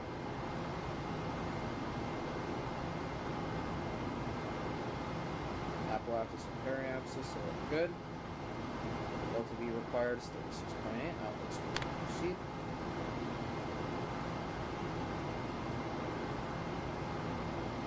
Proceed. 40. Enter. Verb 37. Enter. 0, 0. How is the old surge tank looking? Looking good. Let's get that. Oh, we are on foot. I should fill up has indeed filled up. Alright. Valve. Let's get a stir on our cryos.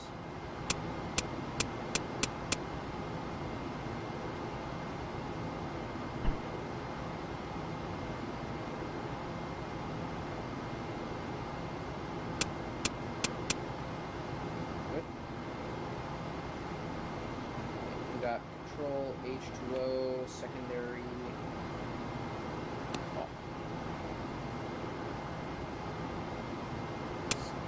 Auto.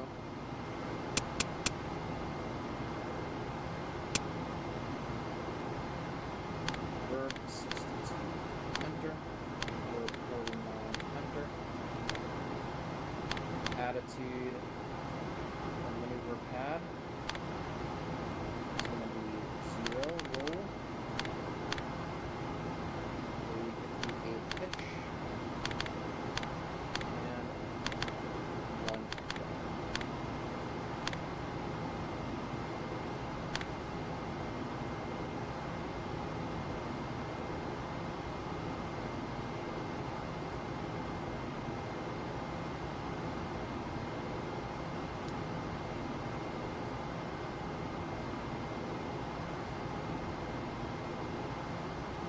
She's gonna take a moment because she is set to a pretty high deadband. So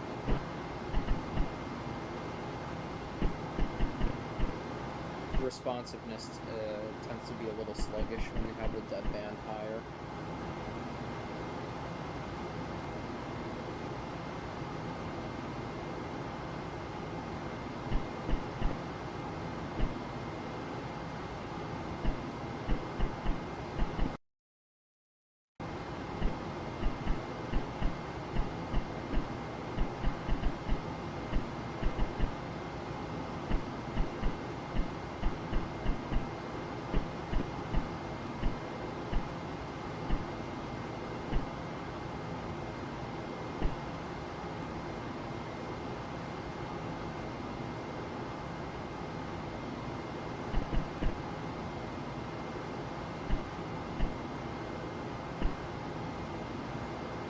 So, what were you guys' opinion of the launch, the transposition and backing? Jazz, what do you guys think? Pretty cool, good ASMR. This here because you like space, this here because you like buttons and switches. What brings you guys in today?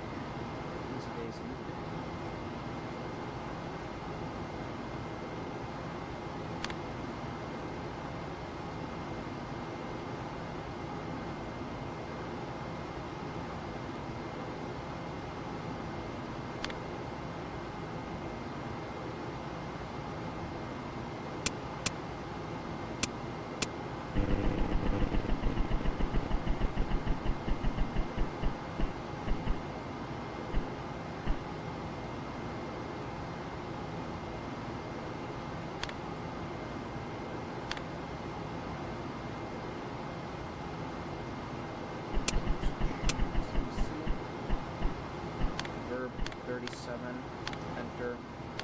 2, enter. Third option. Proceed. Proceed. And no change.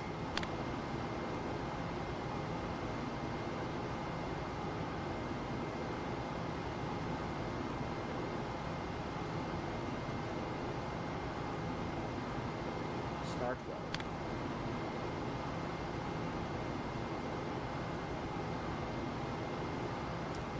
Which, the lunar module is almost covering it.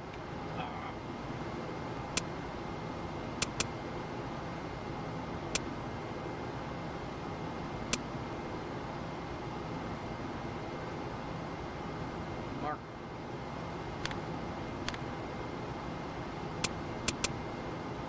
Start 1.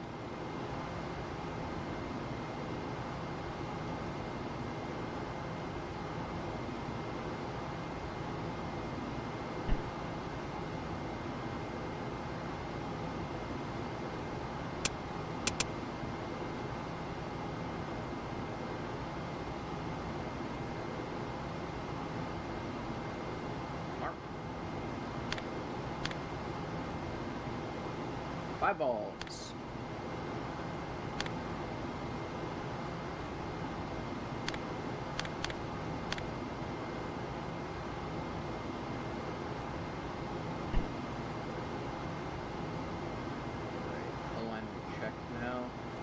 This is one of my least favorite ones. Let's do 37, enter, 52, enter. Option 3. This is my least favorite because it takes forever to do. Bypass star selection. And let's select star 22.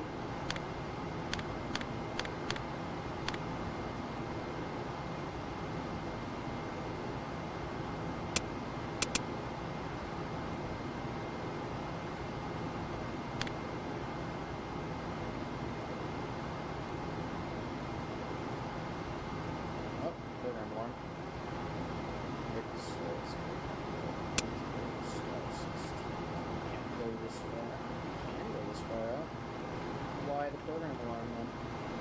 It's not doable.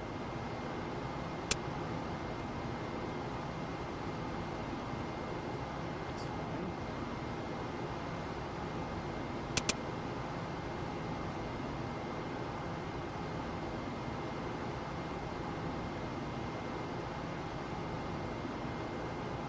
Mark. Does it need star 22? Star 21, that is not not 30 degrees away. We will instead be marking star flipped.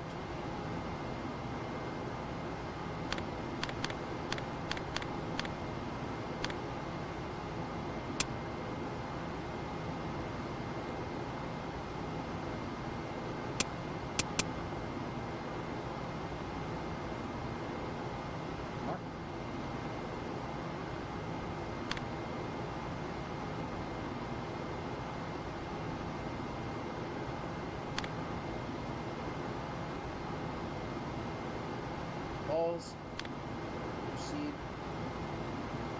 verb 32, proceed, enter,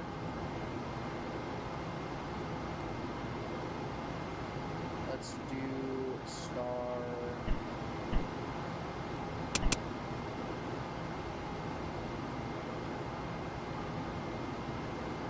16.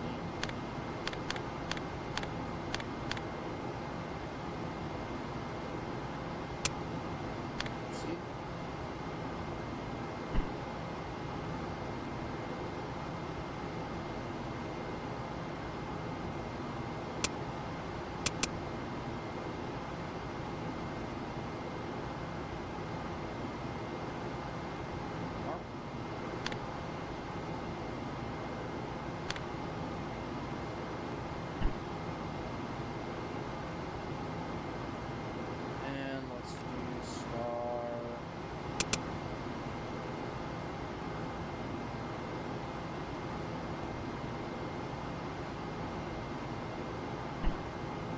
Star 14 is fine.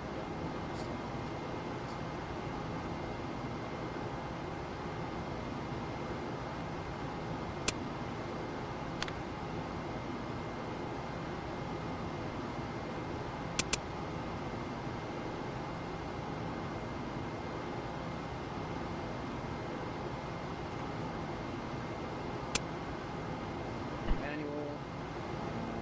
Mark.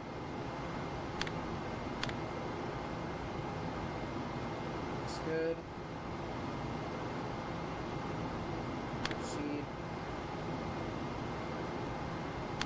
Word 32. Enter. Proceed. Enter. Proceed.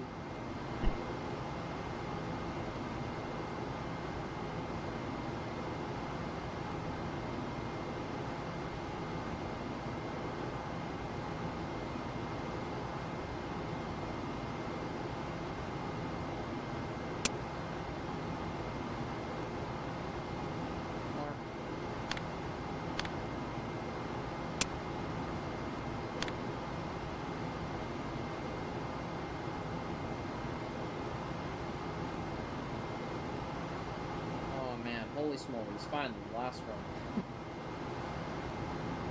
Jesus.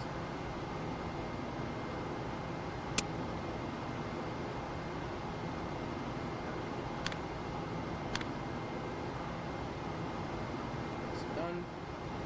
Verb 37. Enter 00.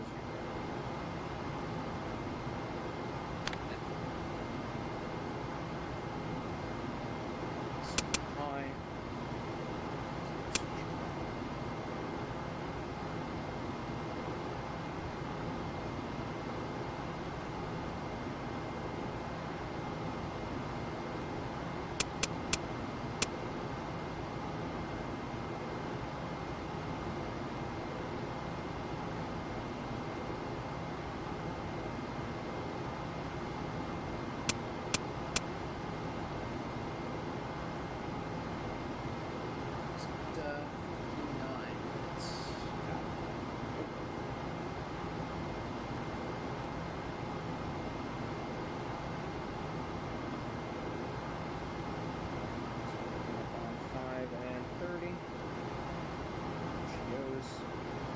Test the caution warning system. And it looks good. Okay.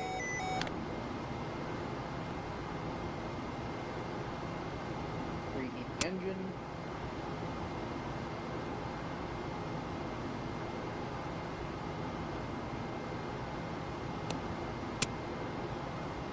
Do another delta V test here.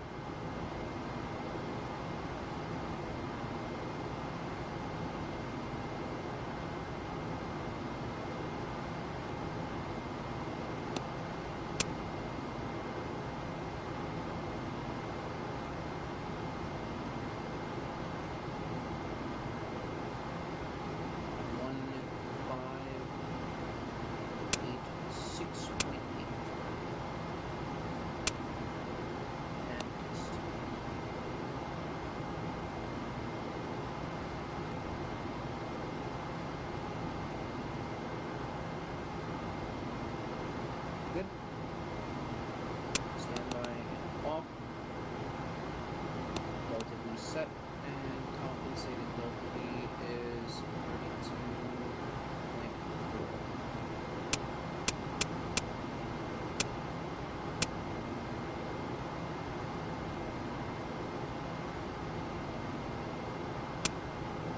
32.4.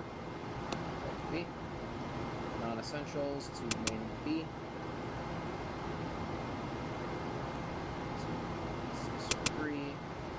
Auto RCS select BD roll.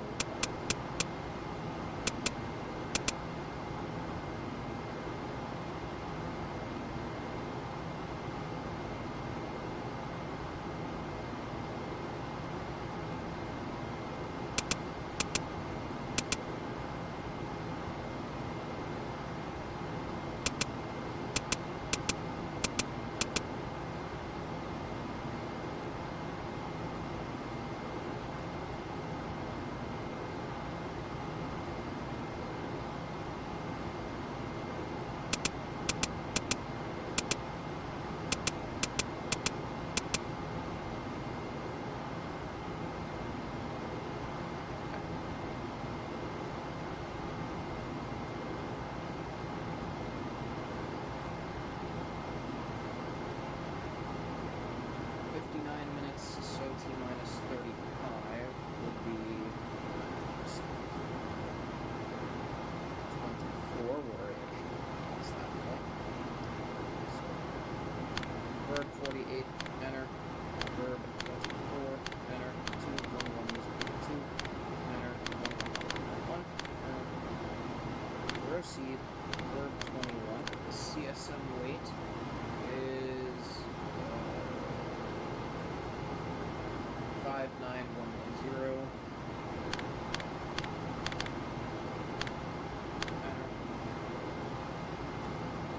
Proceed. Our gimbal angles plus 1.04 minus 1.2.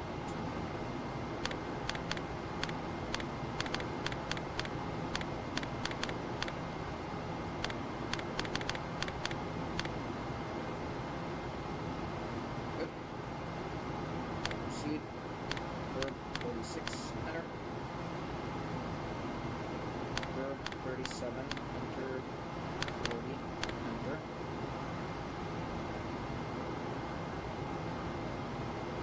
CMC, auto. And proceed with maneuver request.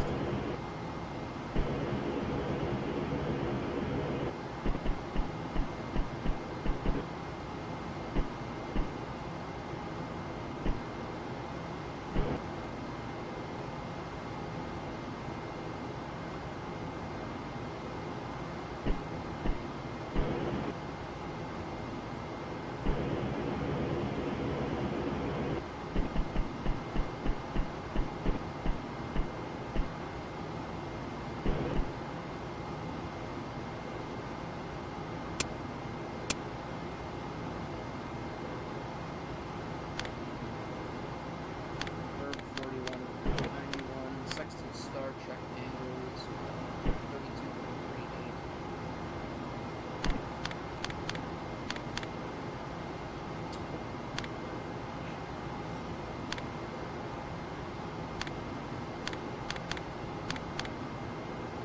And 8.90.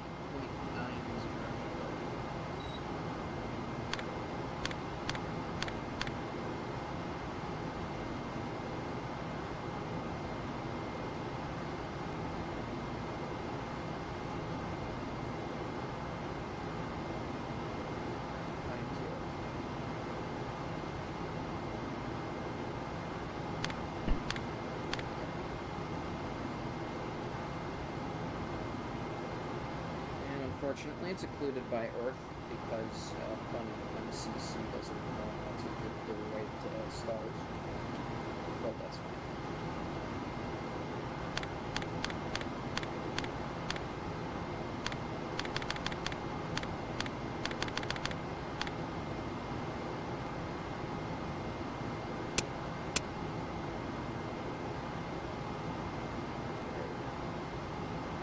Coming up on T-minus 10 minutes.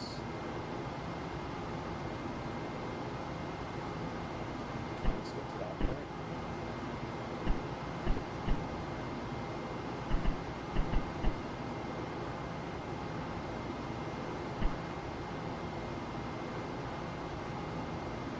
Okay.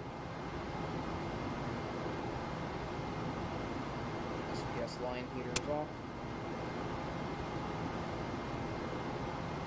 SPS circuit breakers are in.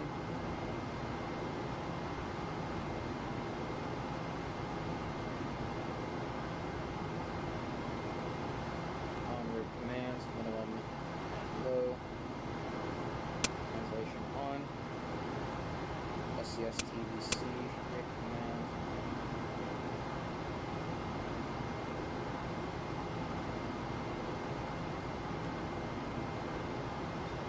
Up to 53 minutes.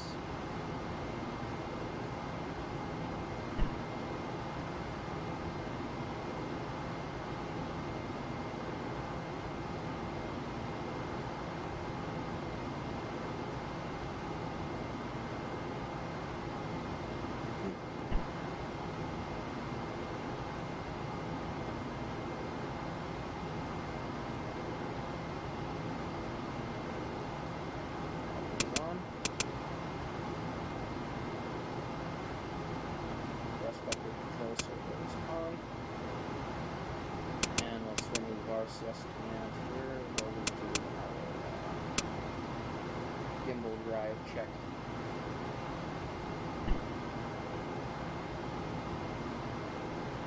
So now when we input hand controls, we will not be inputting to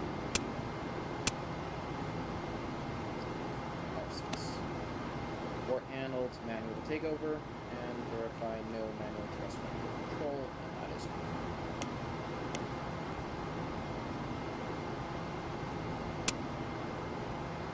Start. Start.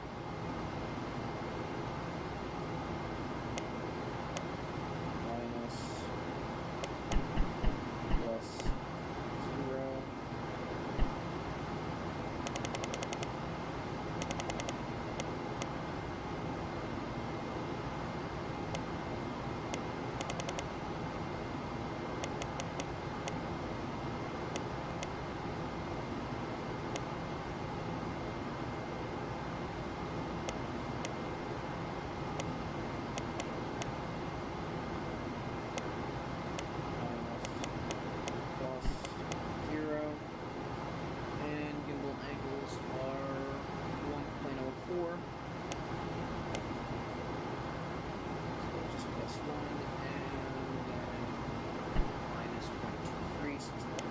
2.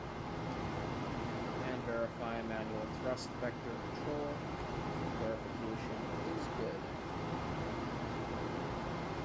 Handle neutral. And we'll give controller power to LCS back. Proceed. Good. Well, that want to proceed to give attitude control back to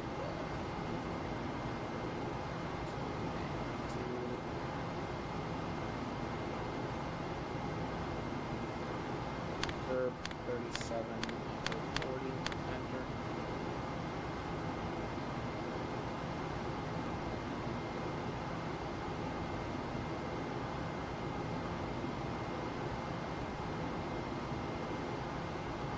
Which goes proceed.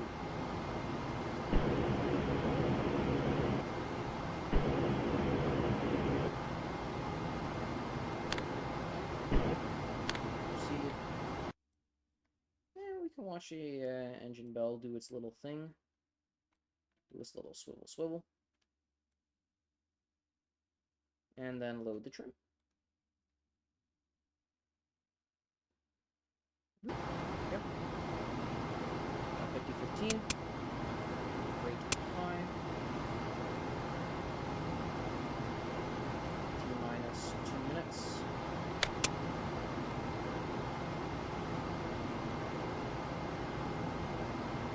There is no oilage for this one, so it's down to the T-minus 30-second mark.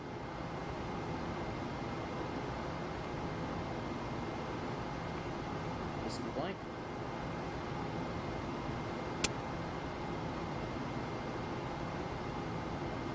Here we go. This is a very short 5-second burn.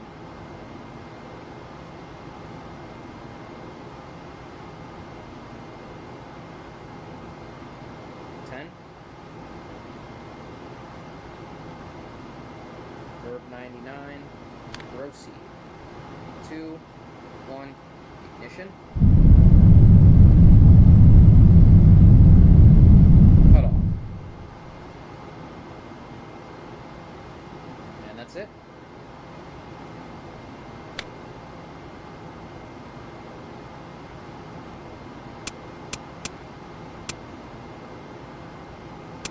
Post-burn procedures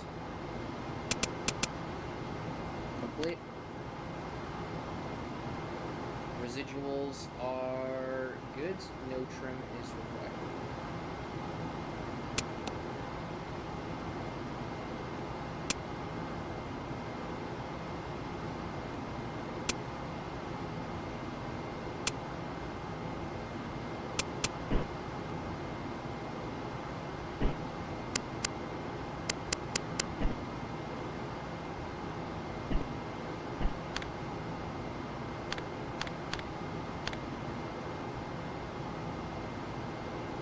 That looks about right for the predicted amount.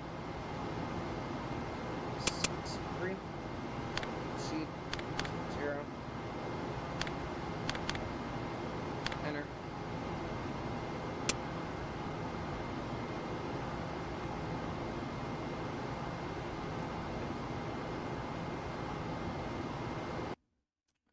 And we are well on our way. That just, that 5-second burn was to sort of kick us out of the S-IVB orbit, and then the next day we'll do a series of, was it 5 or so burns if I remember correctly? 3 to 5 burns with the SPS. So it'll take quite a while.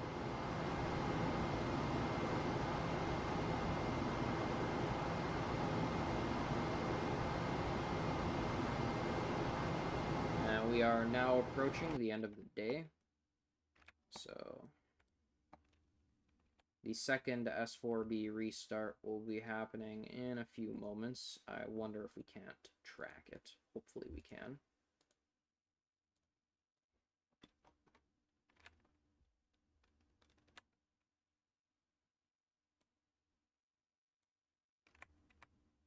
Well, it looks like it did not relight, and it's still holding orbit, right? Okay, that's fine.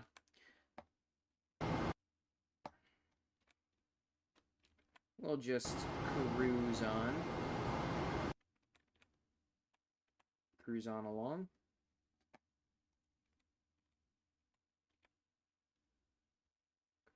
And our CSM Star Trek.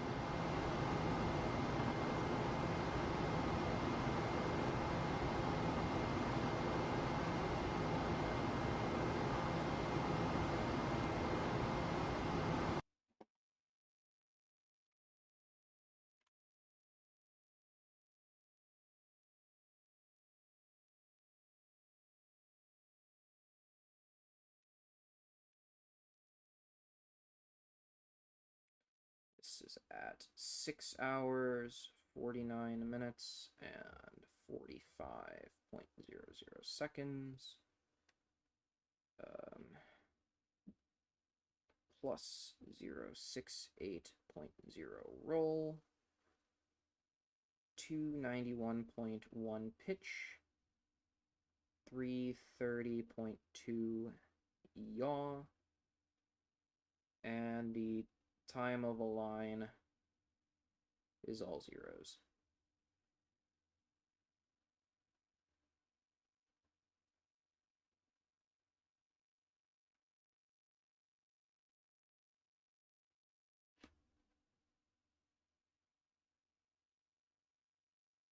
Okay.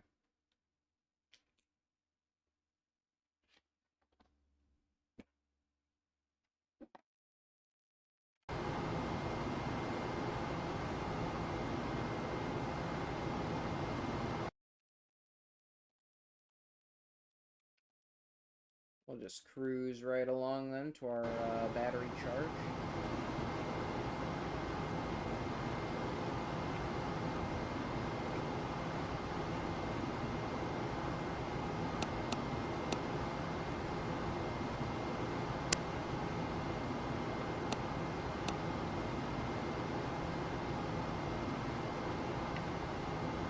There we go. Now, something I pretty much know for sure should work is we should be able to see the venting occur on the stage.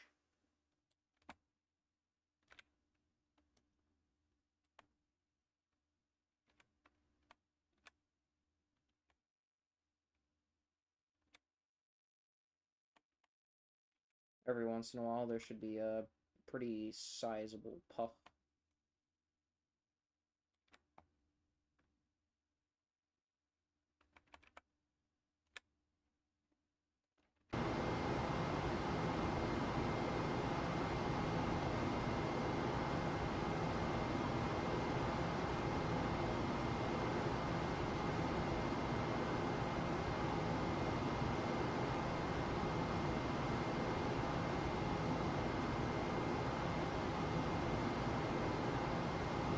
Alright.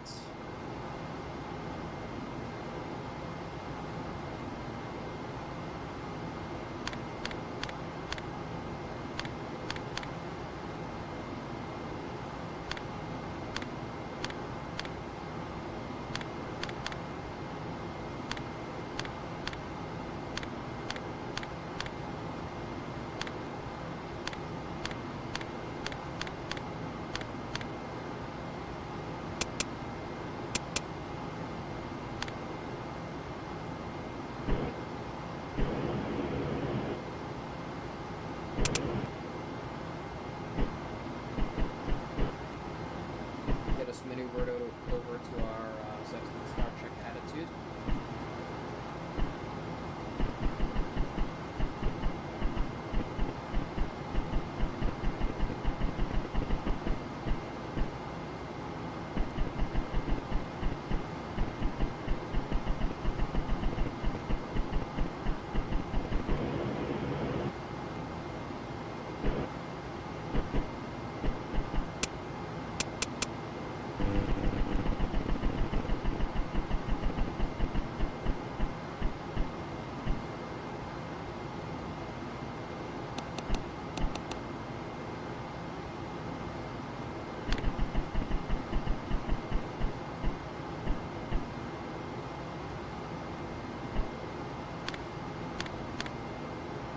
And this says it is to be done following a P52.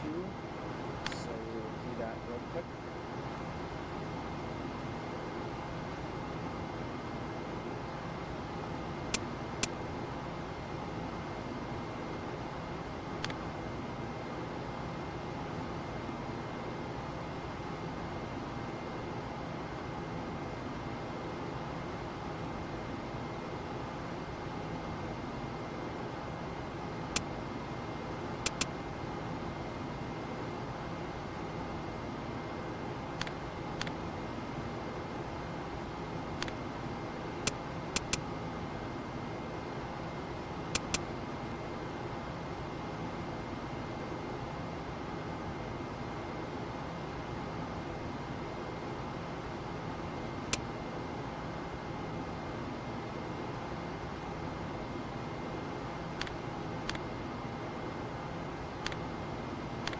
Alignment.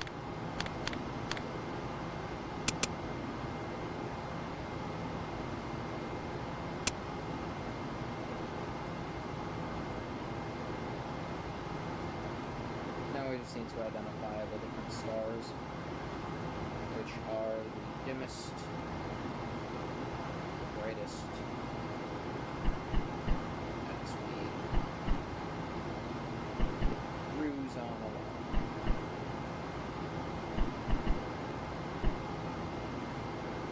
For us, that is all going to be just the stars.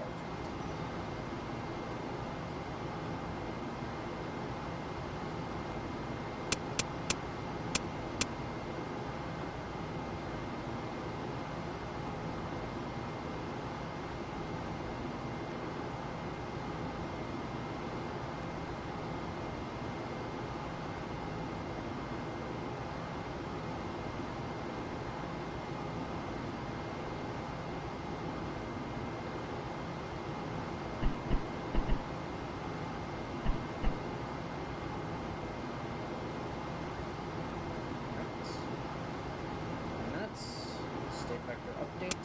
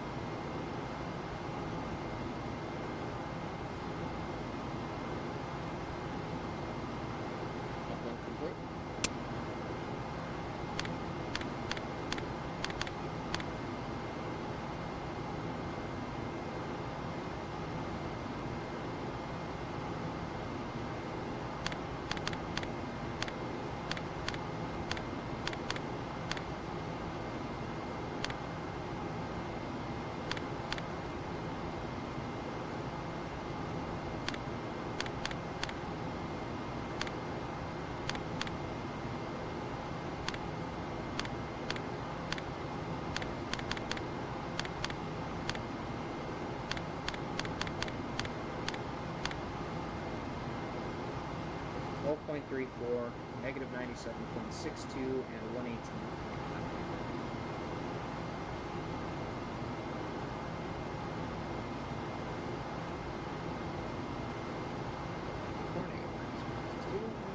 Good, that's good.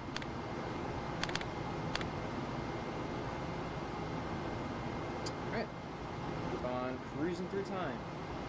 We are very rapidly approaching our power down time. Once we complete power down, it's going to be the end of the launch.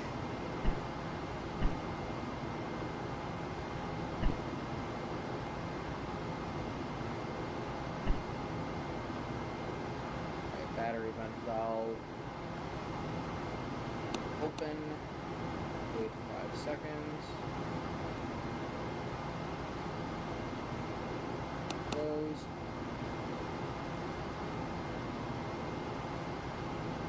Surge tank, pressure indicator is good, and repress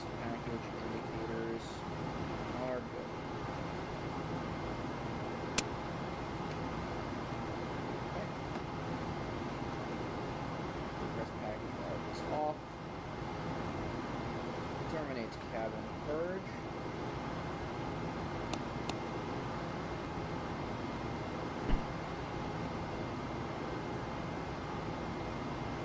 And now we just need to cruise on along for another 15 or so minutes, 15, 20 minutes.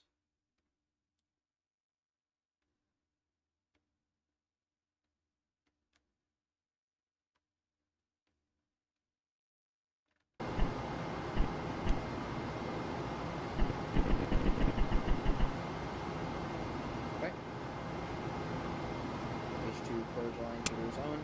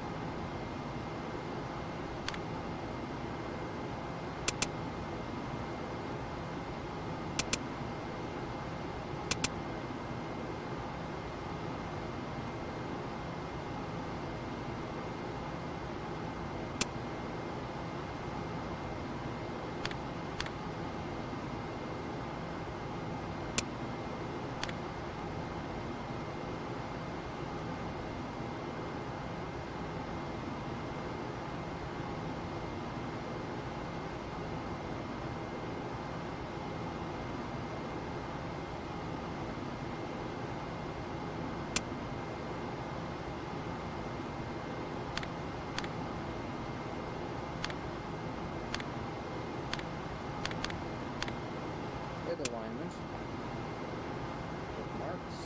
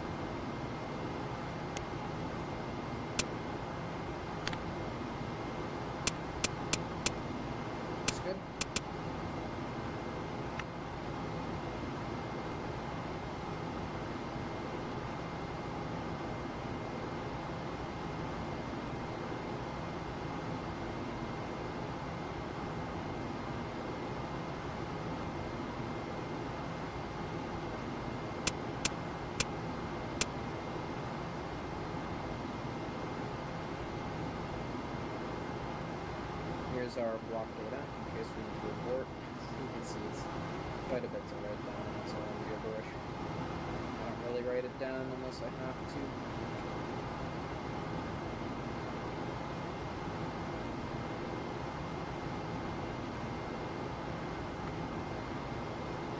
Alright, let's begin our H2 approach.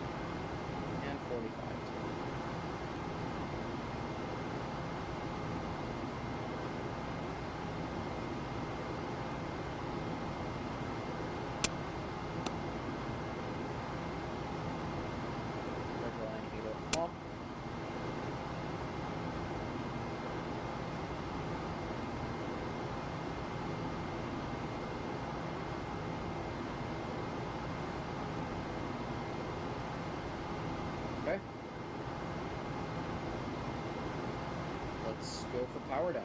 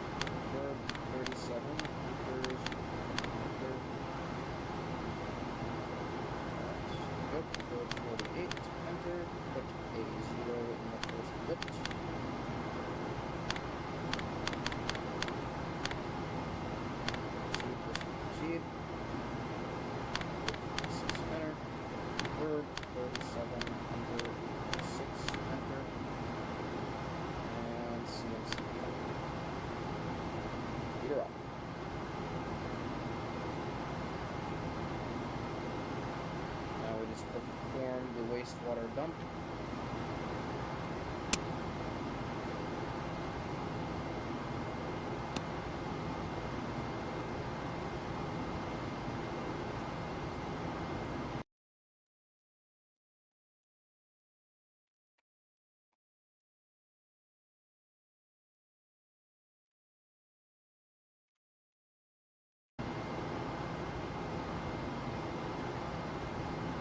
Also actually perform a urine dump, which is quite hilarious.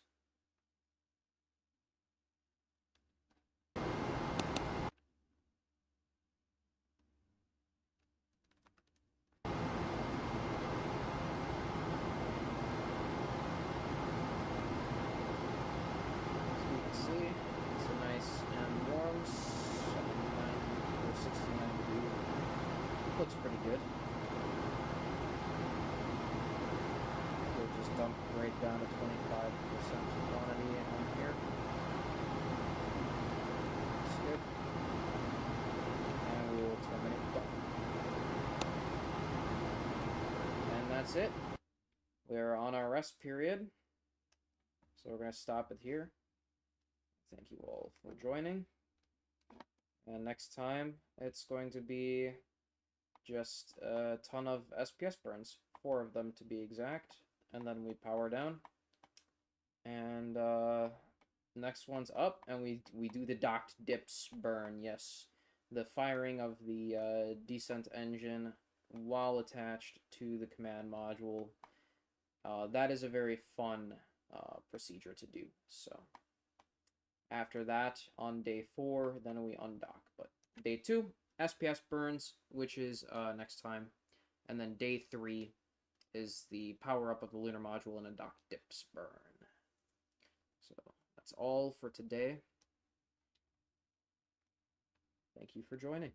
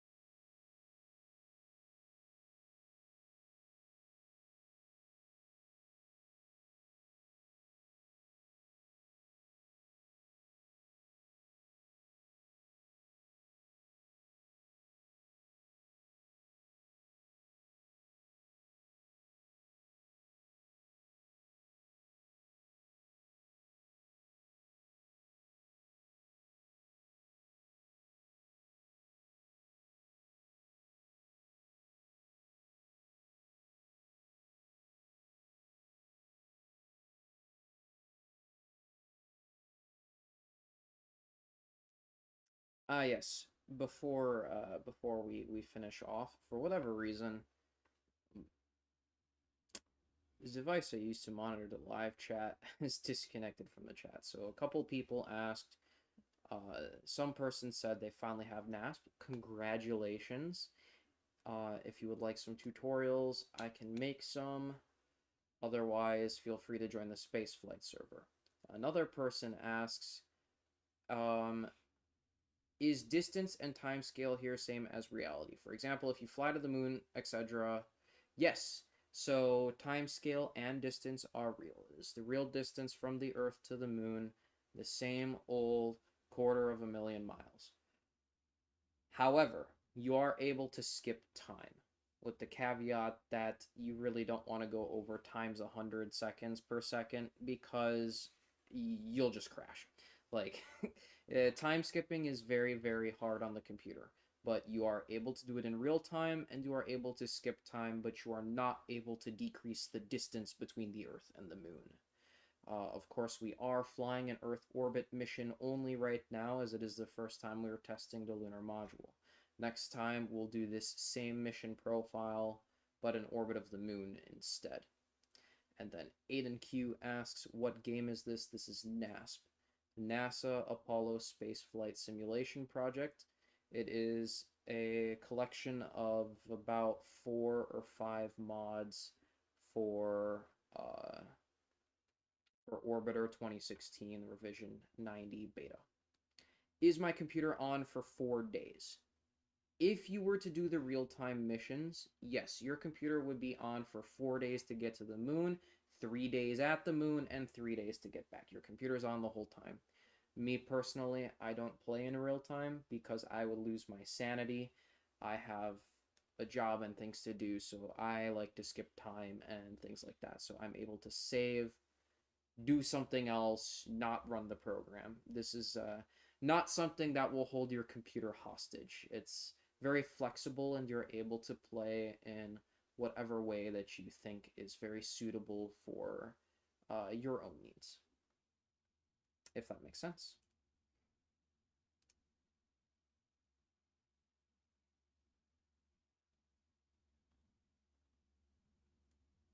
But yeah, it would be 4 days to get to the moon, 3 days to get back, and 2 to 3 days in orbit.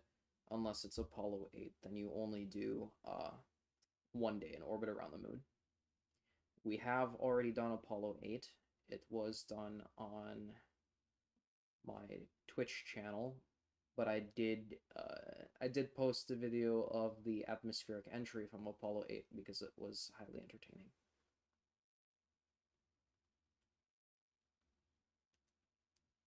So if there are not any other questions, I think that will be all for the day.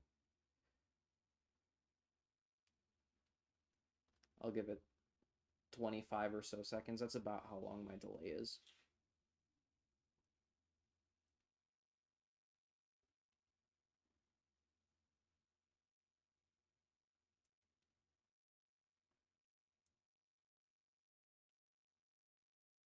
Yep, and it is entirely free. It's not on Steam. It's Orbiter's free. It's open source software. You can mod it however you want, and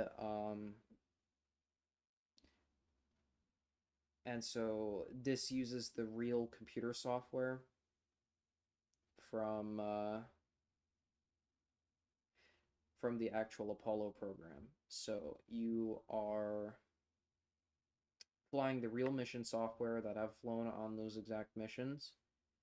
And because of that as well, the NASP files themselves can't be sold. Firstly, it's on open source software, but also secondly, the museums would never let that happen because they're the ones that provide the computer code. So if you're looking for more of a beginner-friendly thing, I recommend a game called Reentry, an orbital simulator. And that was actually last live stream. If you want to go in, it was the Gemini rendezvous and docking. And then as well, I also flew. I felt bad because someone joined the stream right at the end. So I loaded up and I just flew like a quick 15-minute Mercury flight. So you've got Mercury, Gemini, and Apollo in that one. It is not free, however, it is very much a gamified, simplified version of these craft, and so it's a good platform to begin learning. I believe the cost is around 25 to 30 US dollars. So. KSP missions for fun, IVA. I love the IVA mods. I tried it in VR. Fantastic experience, but I am not a huge fan of KSP. I love the concept. I just lack the creativity to actually do anything. I'm more of a pilot and less of a, I don't want to say engineer because KSP is not engineering, less of a designer and more of a pilot. So, but yeah, reentry, give it a try. If you wanted to just skip to this and try this, it is a great time. You're able to run Apollo 7, 8, 9, 10, 11, and 12. And if you wanted to run 13, 14, 15, 16, 17, and Skylab, they are all supported, but you'll need to calculate your burns using their sort of built-in calculator manually because mission control is not supported for those missions yet. But it's got all the missions, all the real software, Skylab running on the Skylark software too. That's in there. It's got it all. It's got it all. It does have a couple fictional scenarios that people do post, like Apollo 2, which is liftoff on the Saturn 1B with the CSM into Earth orbit, and then you rendezvous with the LEM in Earth orbit that lifts off 24 hours after you. You do the CSM active rendezvous and docking, and then you do all the pretty much the same stuff as Apollo 9. So it's good stuff. But yeah, VR and KSP is absolutely gorgeous. I do have a tutorial for downloading NASP right on my YouTube page. If you would like, I can link that to you.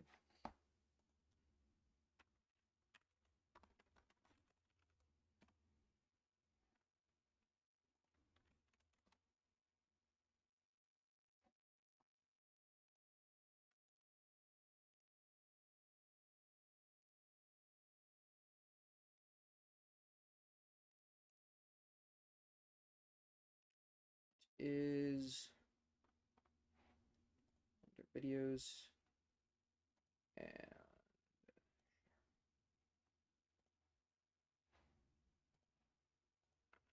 here you go.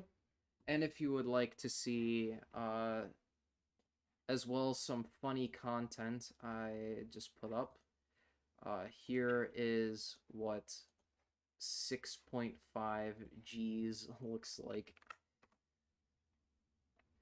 And then as well, I also had a hilarious launch abort that actually happened because of an ignition failure on the S-4B due to a spike in lag. So top one is installation tutorial, middle one is atmospheric entry from Apollo 8, and the bottom one is the launch abort we had. It was a good time.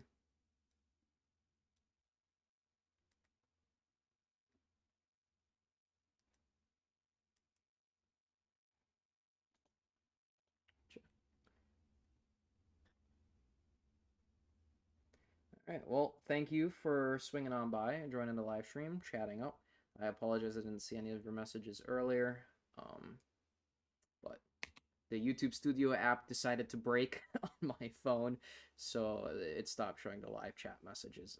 That's the second time it's done that, actually, and it's really driving me nuts at this point. So, yeah, thanks for swinging by, and I appreciate it. I think I'll stop it there.